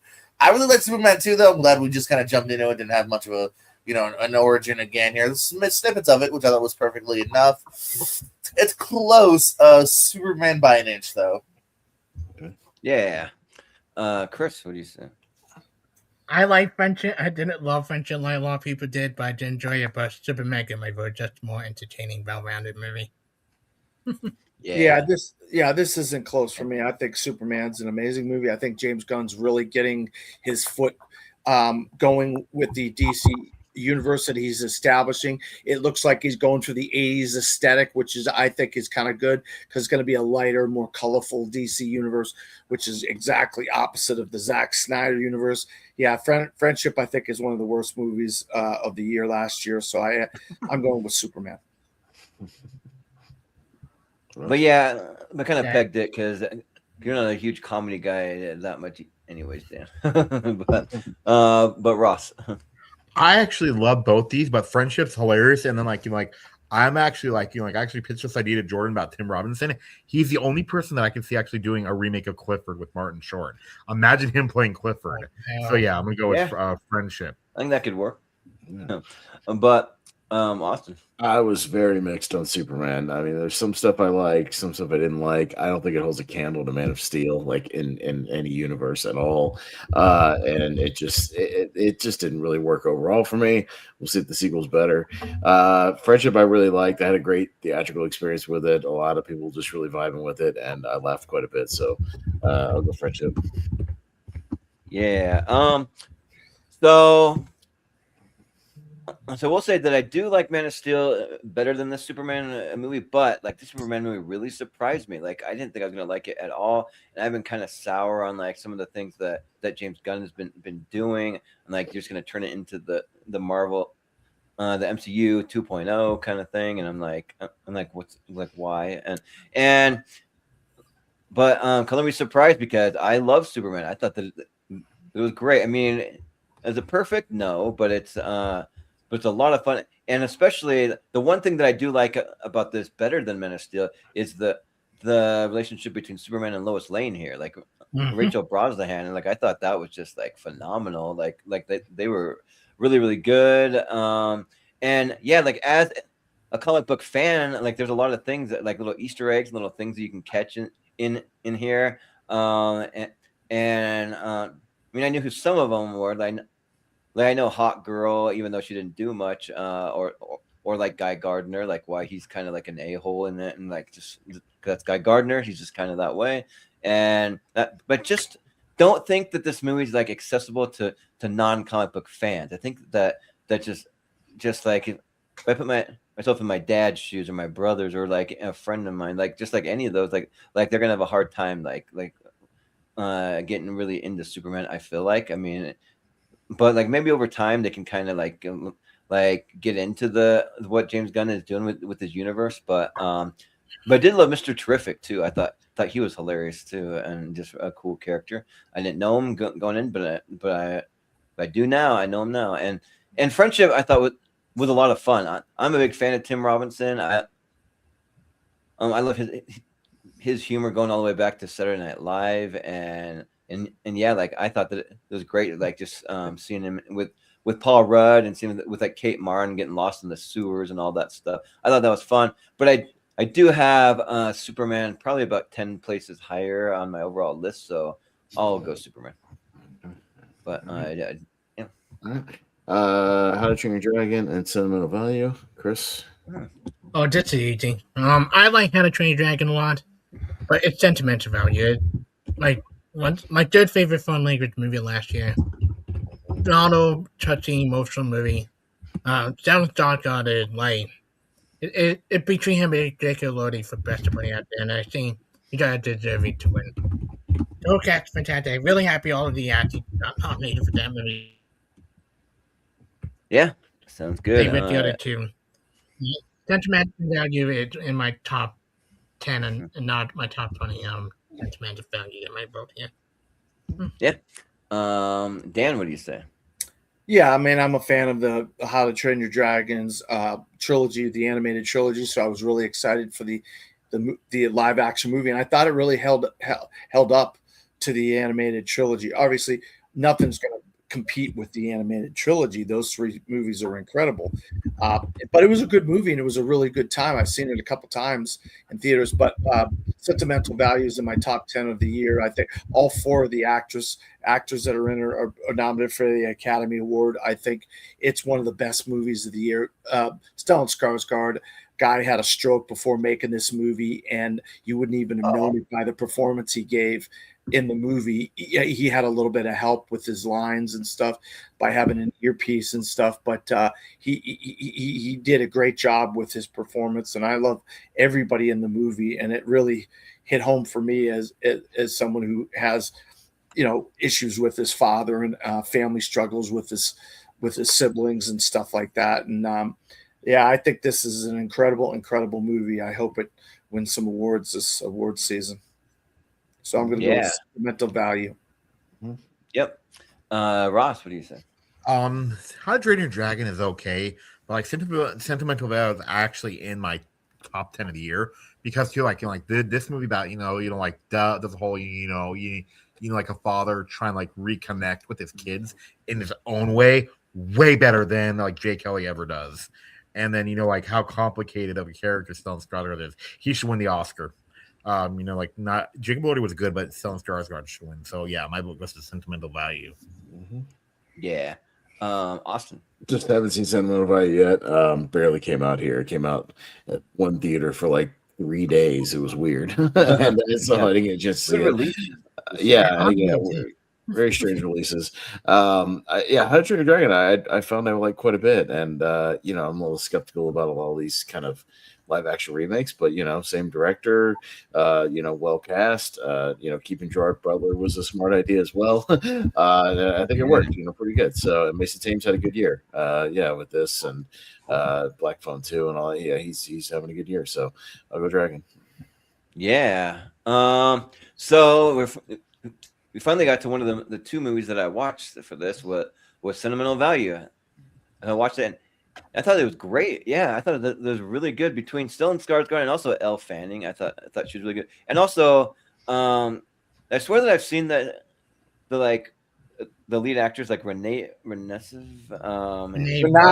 Her name is Renata.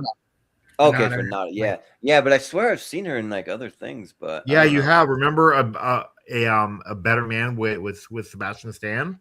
Oh, she's in that. Yeah, she's a girl. Okay. First person of the year a couple years ago as well. Yeah, and you know what? Like after saying this, I actually do think Stellan Skarsgård should win the Oscar. I think that like his performance was just so good. I'm just looking at this guy, just like thinking, man, this guy should be like a huge star, and he is to an extent, but he's not like the first like A-list star that you really think of. But he should be up there with the names of a lot of people, I feel like, and yeah, like just the like relationships and like just like dealing with loss and like even making like the house kind of a character in there too, and just like the relationship, like he's a filmmaker, but like his daughters don't want to be in his movie, and though he's tried to give them roles and all that. So yeah, it's really good. But so is How to Train Your Dragon, because I mean I always poo over these live action remakes, especially Disney ones, but this one just didn't have all the frou kind of nonsense I feel like a lot of Disney's live action movies had. Like you just get like straight to the point, you get to the storyline, you see what you want to see from the animated movie, you add just a little more to it, but not too much more. And the look at the like dragons and stuff actually look still cute and fun, and they don't look like some kind of like emotion lifeless character like in the Lion King live action and stuff like that. So yeah, it's good, but I think I got to go Sentimental Value. Yeah, because that movie was just really, really good. I mean, it's not a typical Jordan movie because it is really slow paced, but I do really like appreciate all the performances in there. So yeah. But GPO. People were slandering Jay Kelly earlier. How dare they? So I'm gonna go for Dragon. Sure. It's not gonna be enough value. All right, last two on this side. We got Final Destination: Bloodlines and The Lost Bus. Dan. Yeah, there's one movie on this entire bracket that I did not see because I sent one of my other writers to go see it because they're more into this franchise of the Final Destination. So I allowed one of them to see it, and I had not seen the movie since it came out. I hadn't seen the previous movies of the Final Destination. So I thought, well, this is not a good thing for me to go see a movie of in a franchise. I don't know anything about the franchise, don't know anything about it, but I'm a big fan of Paul Greengrass and Matthew McConaughey, and Paul Greengrass has taken a few real life scenarios and turned them into movies over the years. And so when I saw, Paul Greengrass is taking the fires and putting Matthew McConaughey in there as a bus driver trying to get through fires, and then that was my jam. That's my cup of tea. So and the fire, how they created the fires in the movie is incredible. I mean, the visual effects are stunning in this. I like America Ferrera in this, but I'm part of the McConaissance. I love Matthew McConaughey, so I'm going to go with The Lost Bus. Yeah. Ross, what do you say? I haven't seen Lost Bus. It's on my list, but I love this last Final Destination movie. And then I love it, like how they flip the thing about about how they basically give the guy two Rube Goldberg's machines kind of things, and then that guy was the best character in the movie, I thought. So I'm gonna go with the Final Destination Bloodline. Mm-hmm. Yeah. Austin. Yeah, I haven't seen The Lost Bus because I don't have Apple Plus. That's where movies go to hide. So I haven't seen it. I'll go Final Destination. Yeah, I love that franchise, and it was a really good entry. So not much more to say about it. It's really good. Yeah. Well, we got to the other one that I watched for this. I watched The Lost Bus for this because I do have Apple Plus because I just get Apple Plus through Prime. My Amazon Prime, I get 3 other streaming services. I get Shudder through there, and I get MGM Plus, and so I just go on there and then find a ton of stuff. So it's kind of nice that they connect it with these other streaming services. And yeah, on The Lost Bus, what was really, really good. You really feel like for Matthew McConaughey's character, like what he's going through, like he's just kind of struggling to make ends meet, and then just becomes kind of a local hero when the fires happen, but the movie really feels kind of lived in. You feel like you're right there, just on the bus with him, and experiencing all these things. And the relationship with his son too is kind of like tumultuous and all that.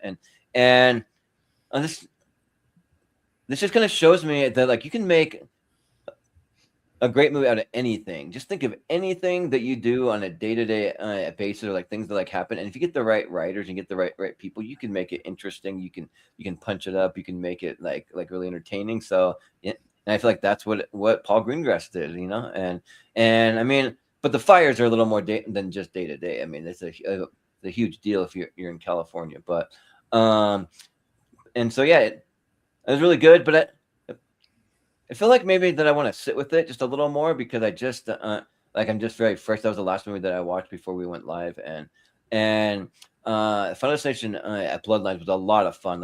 I mean, for as cheesy as the movies sound on paper, you watch these movies and they're a hell of a lot of fun. Just these different ways people die, and how death comes for you, and this just all the coincidences after one after another, which would never happen in real life, but they're a lot of fun in these movies, and the kills are cool and all that.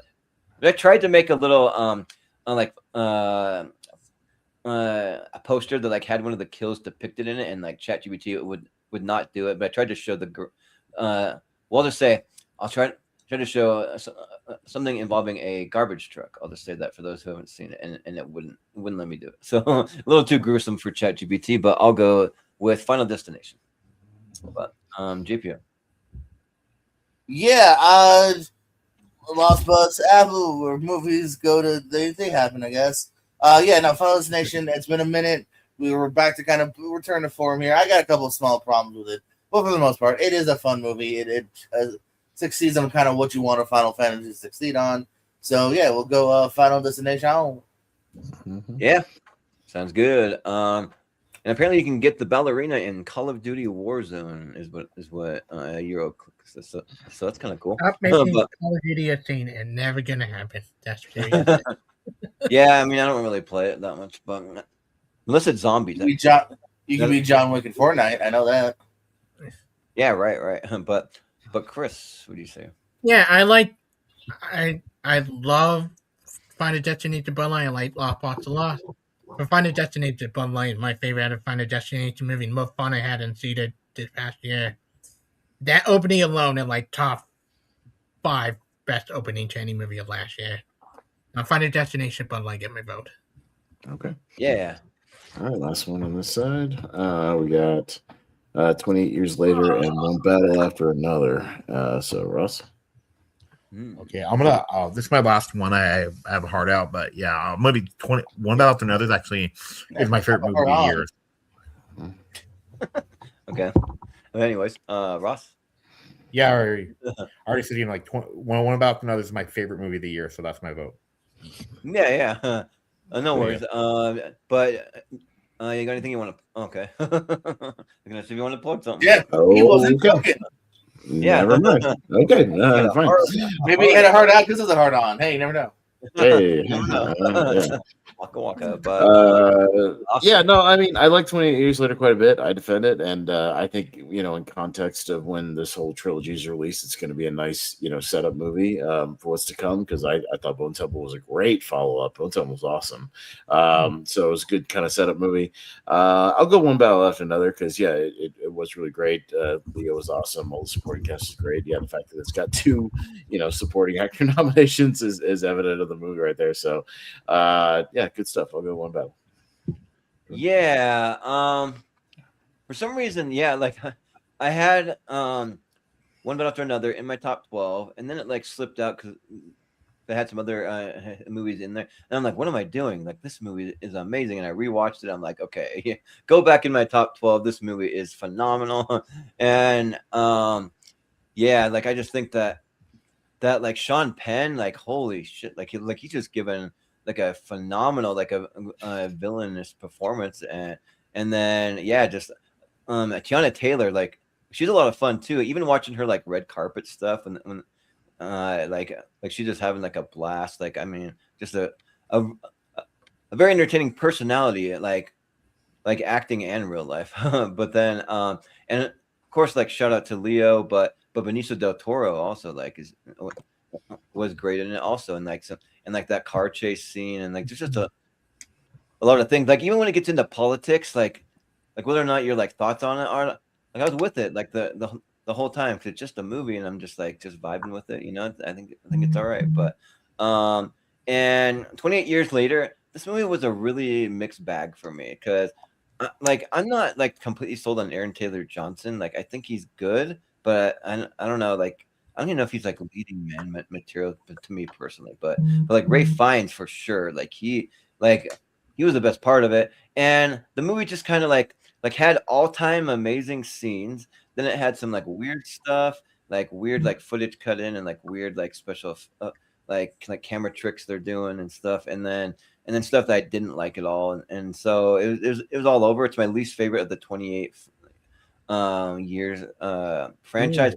But the Bone Temple though, that was absolutely incredible. Like that was a step up for me. So I'll go with One Battle. But JPO. Yeah, big shout out to both here. I really dug 28 Years. That was in my top 10 for a while at the first half of the year. Slightly it's fallen off, but again, not in an egregious way. Just the other movies came out that I dug more. One Battle After Another, that had that early, the constant hype sold to the say hype. And I think it somehow lives up to it, man. I really do think this is a really cool movie here that I dig. Again, another movie kind of from the get-go, kind of different, unique, and really intriguing throughout. So I'll go One Battle After Another. Yeah. Chris, what do you think? Yeah, I like 28 Years Later. I thought it was really good. The Ray Fiennes stuff, especially this thing with Ray Fiennes the kid and Jodie Comer, probably my favorite scene in the movie. Yeah. The dramatic stuff and like how emotional you get. Bone Temple is phenomenal. Bone Temple is better than this. Bone Temple might be in not my top 20 favorite movie of the decade. so far. But one bad, possibly make mine too. Like, I loved it, but yeah. But anyways, one bad to another is phenomenal. My third favorite movie of the year. Jason Finney should have gotten an Oscar nomination. She was good, but Jason Finney should have gotten over for best actor. That bastard seem alone. Yeah, one bad to another to make it quick and simple. Yeah. Dan.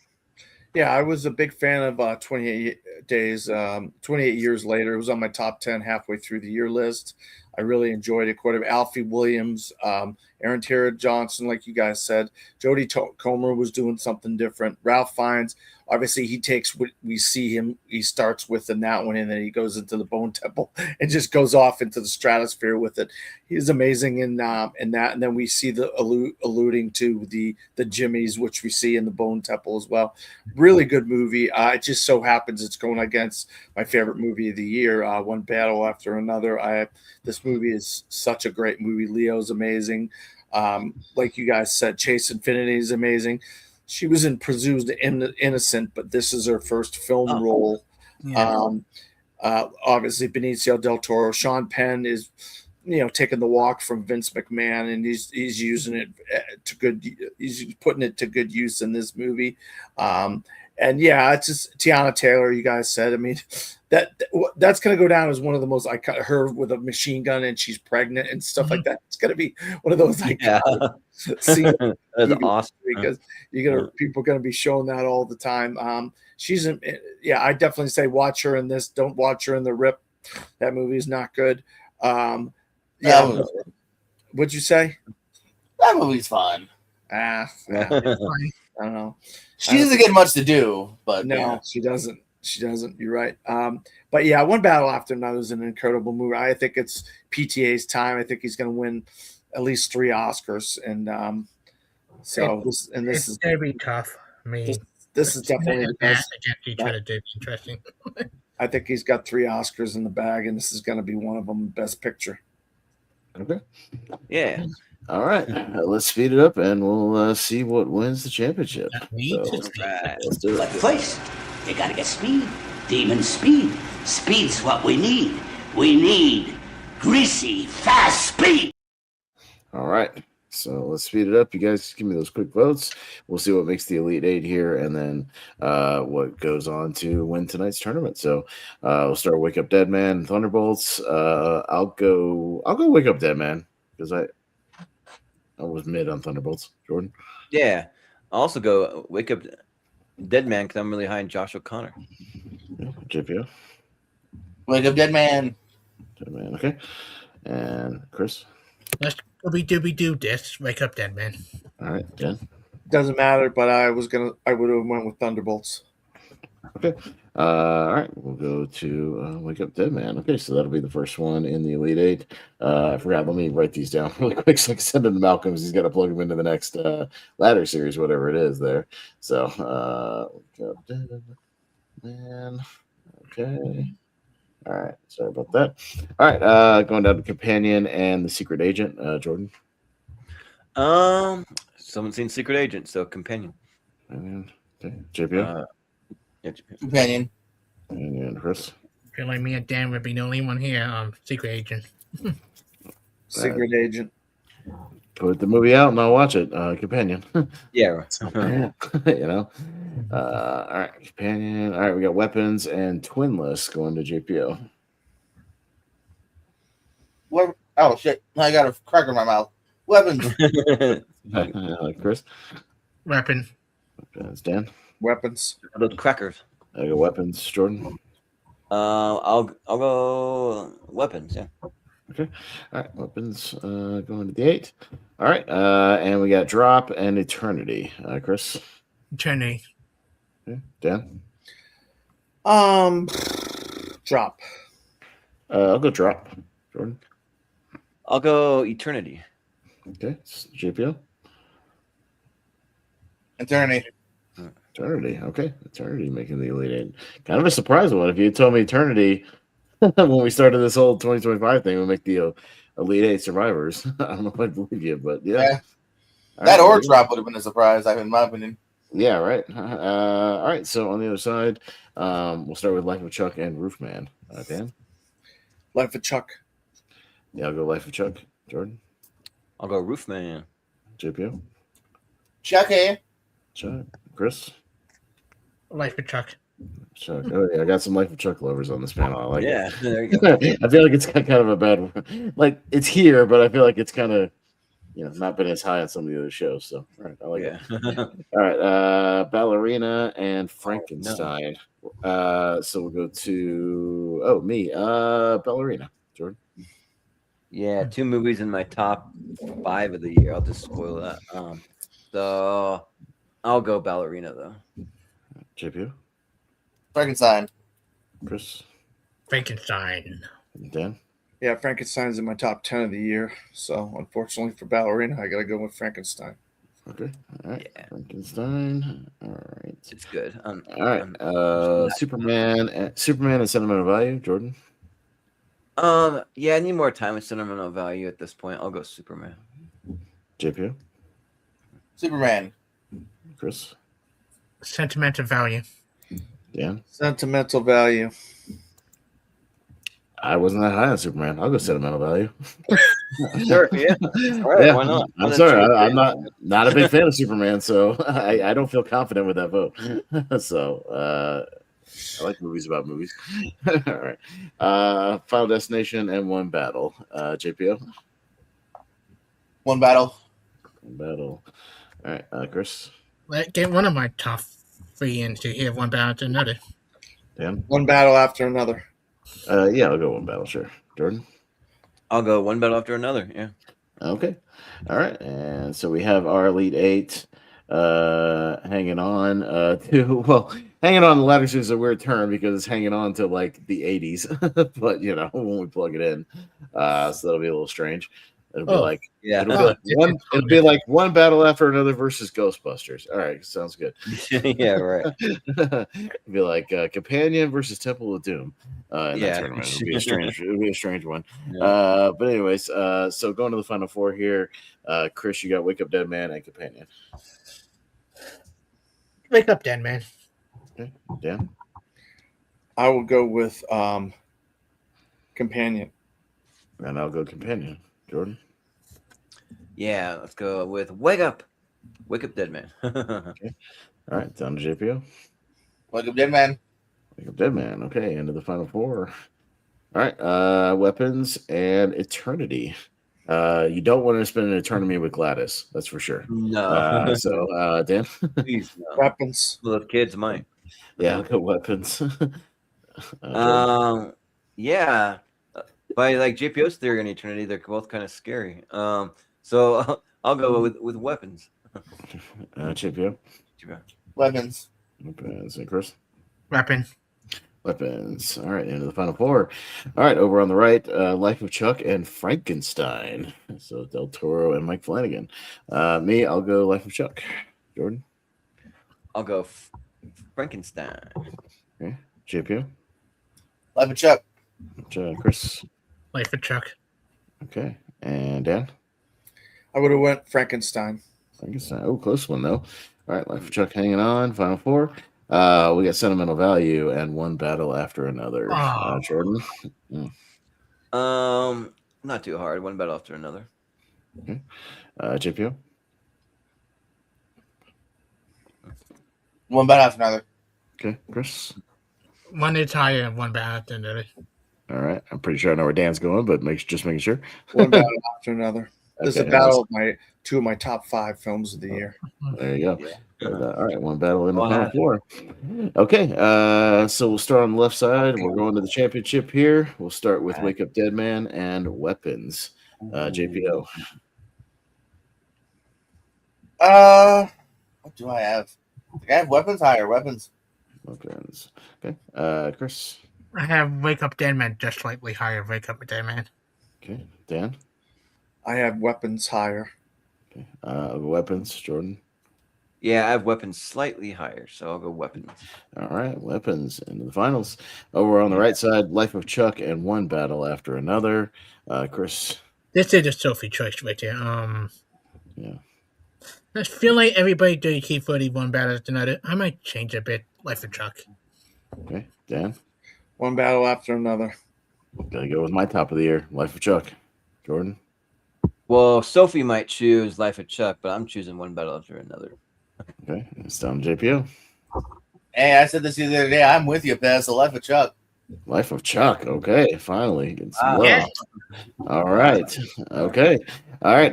Going to the finals here for the championship. Weapons versus Life of Chuck. Dan is up first. Weapons. Life of Chuck. Jordan. Weapons. JPO. Life of Chuck. Chris. Life of Chuck. Life of Chuck. Hell yeah. Yeah. Yeah, Wow. baby. I did not think that was going to happen. Yes. I did not think it either, man. I was like, it was getting kind of like 50-50 love all week. I was like, I don't know about this because it's my favorite of the year.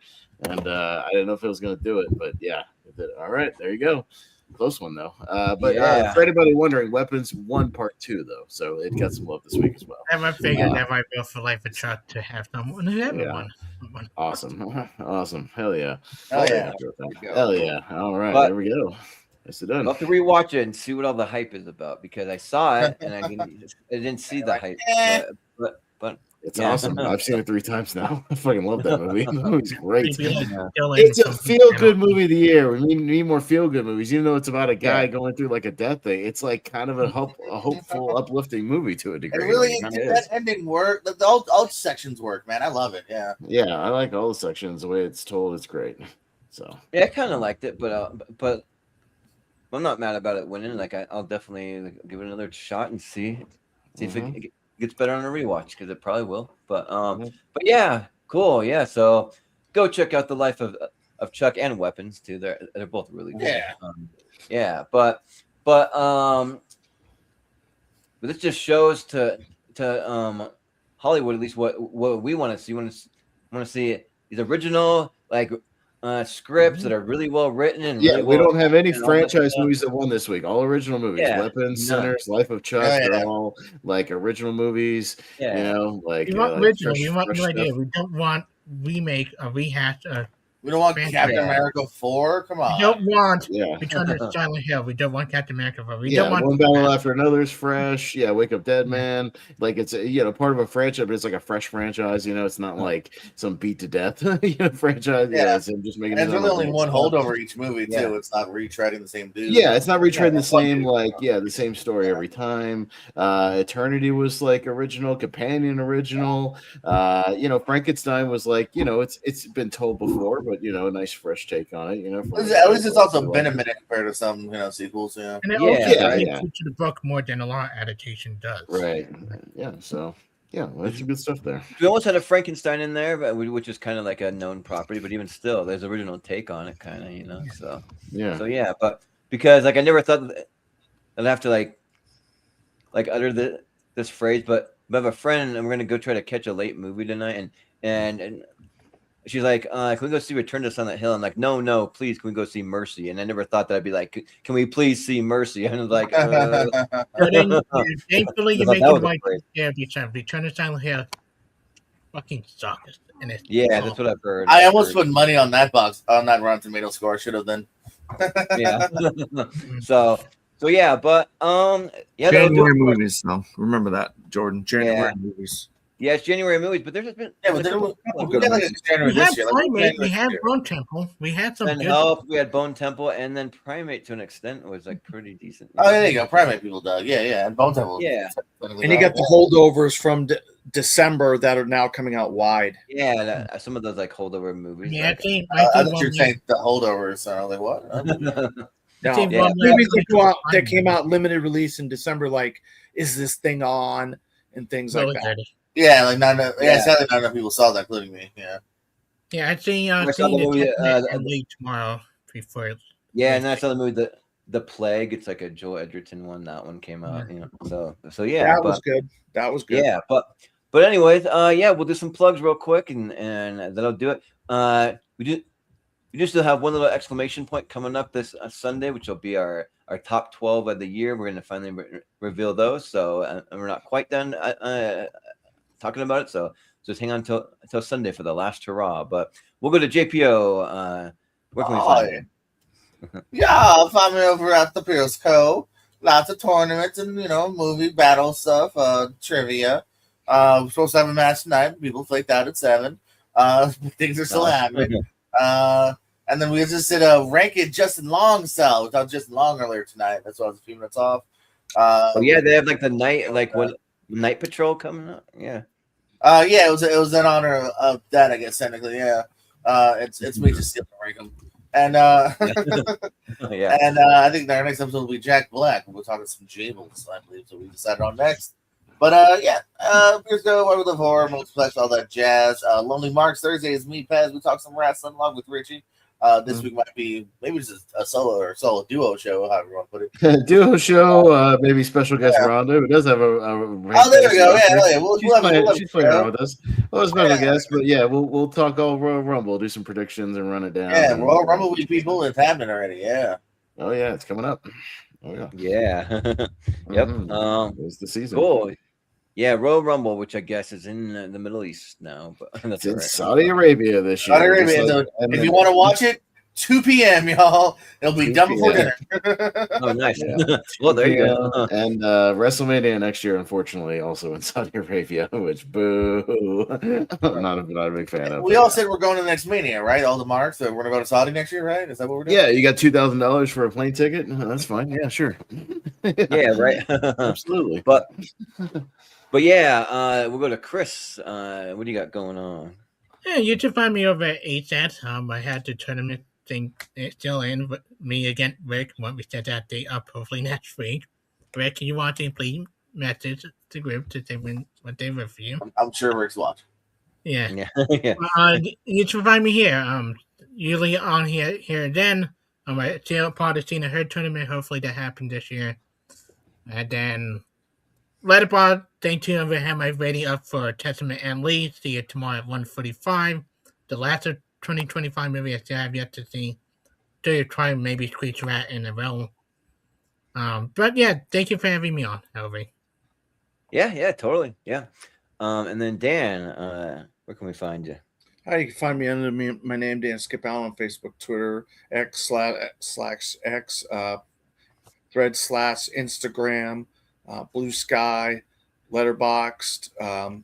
Also, I'm over on with Malcolm, sometimes over on Rankum, or we do Gone with the Wind if you're into award shows and stuff like that. Malcolm and I, we discuss all kinds of awards show topics.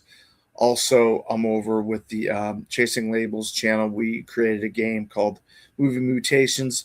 My game will be coming up soon, where we're going to mutate Rocky into something different than what it is. So that'll be a lot of fun if you like changing movies into other things. It's a real fun game.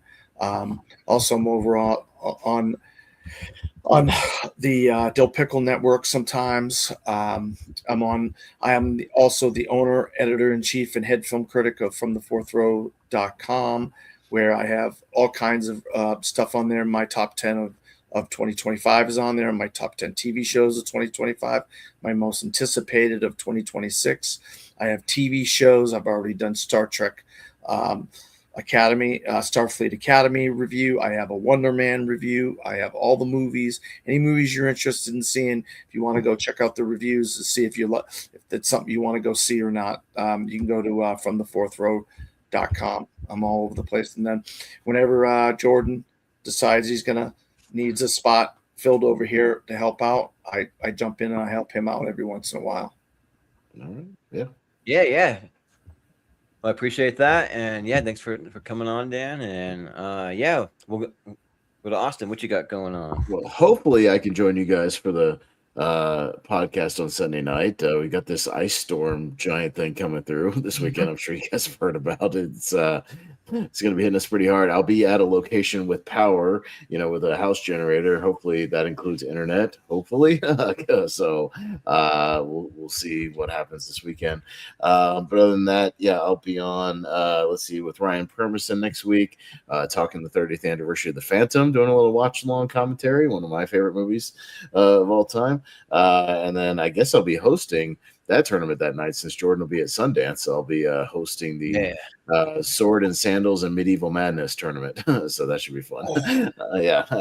So it was just going to be a sword and sandal thing, but I was coming up a little short on a 64 type of thing. I was only getting about 40, well-known ones. So we added what else is like period piece with lots of swords and fighting? Oh, medieval movies. So we threw some medieval movies in there too. So just to have a little fun. Am I on that? Am I in that group, Austin? I don't know. Ask Jordan. He's the one who does the signups. I don't know. I'll just be hosting. I don't know. Let me look because I thought I signed up for that multiple times, but maybe. Yeah, you are on the group. Yeah. Yep. Okay. Well, Jordan will let me know who's in the group, and we'll make that group this week at some point. We'll get the list out there. Yeah, we'll figure it out. We'll figure that out. I just know potentially that 2 more open spots that I'm going to try to fill. So if you want to come talk sword and sandals, let me know. So I just know that Jordan's going to be at Sundance, so I'll be just taking over the hosting reins that night. That's all I know. So I'll be doing his thing. Not much else besides that. I mean, I'll just mostly be here, doing the shows here, so no problem there. Yeah.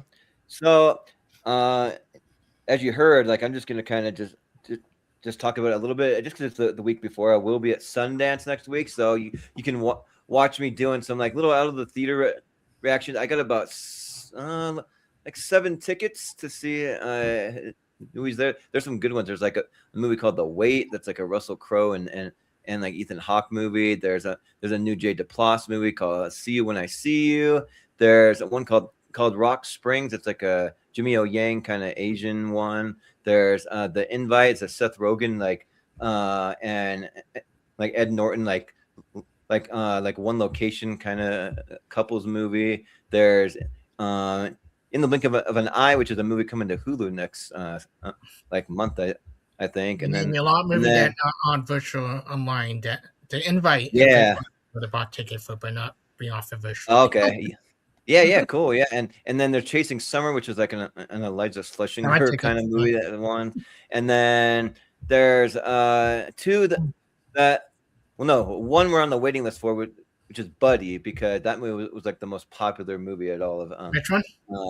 It's called Buddy. That's like something to do with. It's got Keegan-Michael Key. It's got Kristen Milotti, Michael Shannon, Patton Oswalt. They're trying to escape a kid's.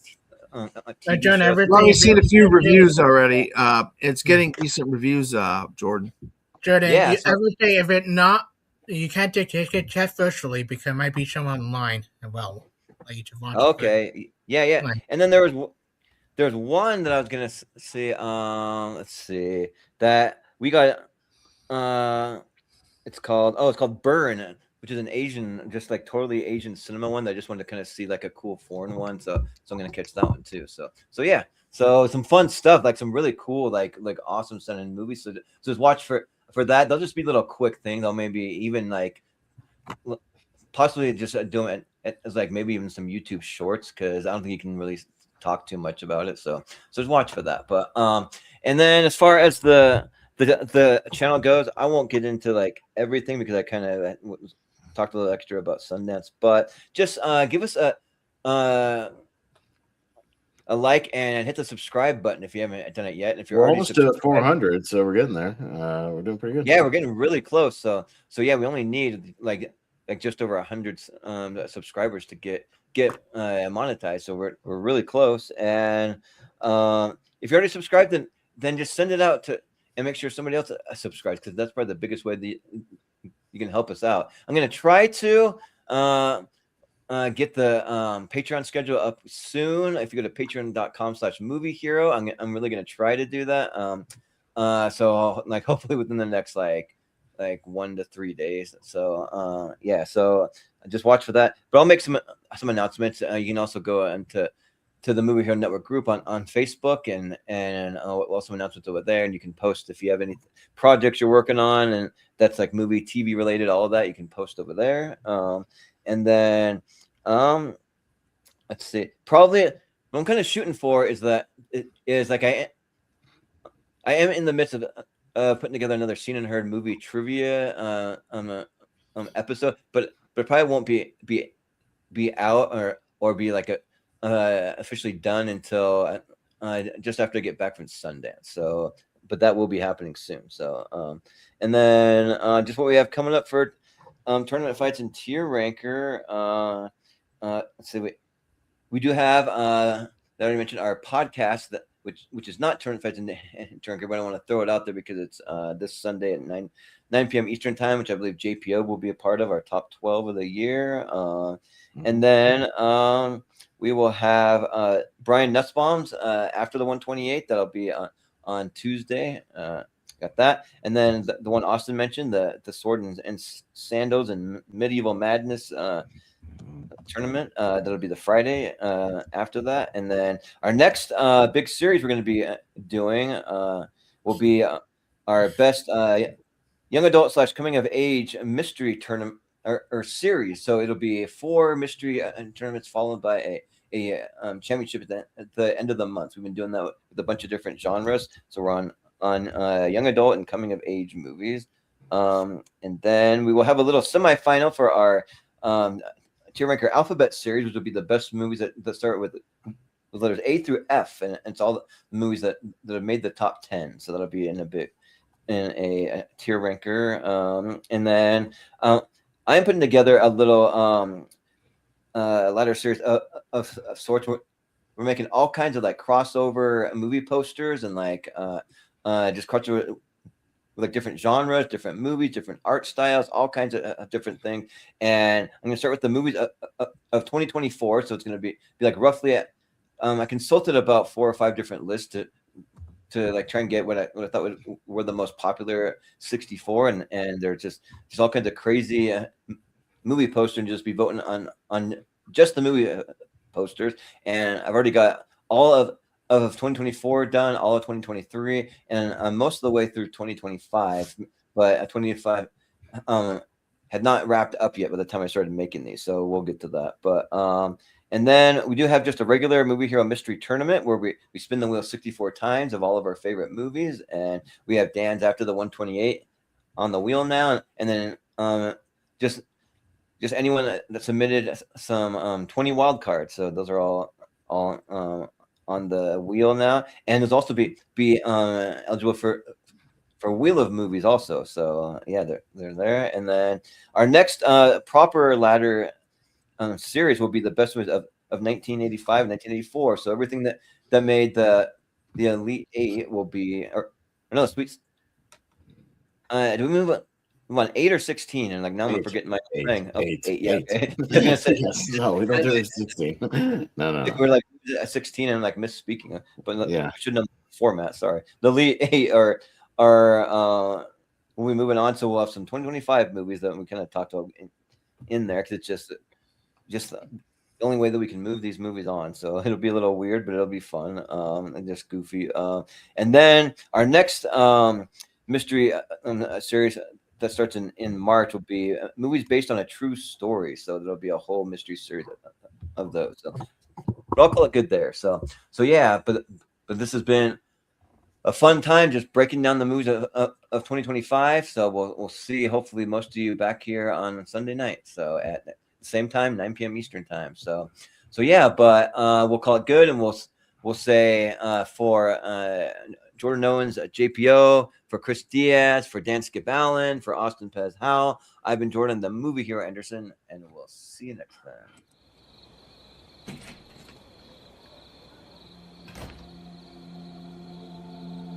When you look up at the night sky, it can tell you stuff about your future.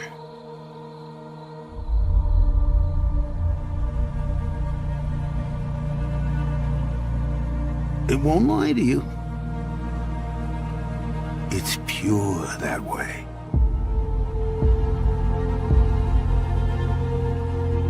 You might see a lot more than you wanted. But if you have heart, you have hope. And you have heart in you.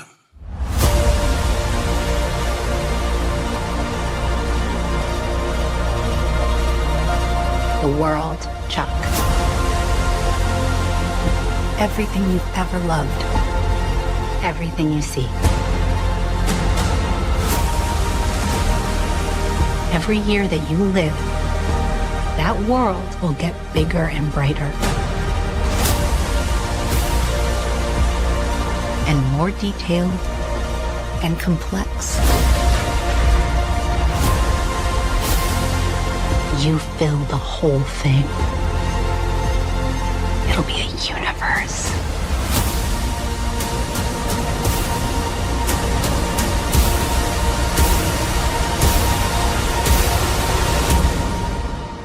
Isn't that wonderful?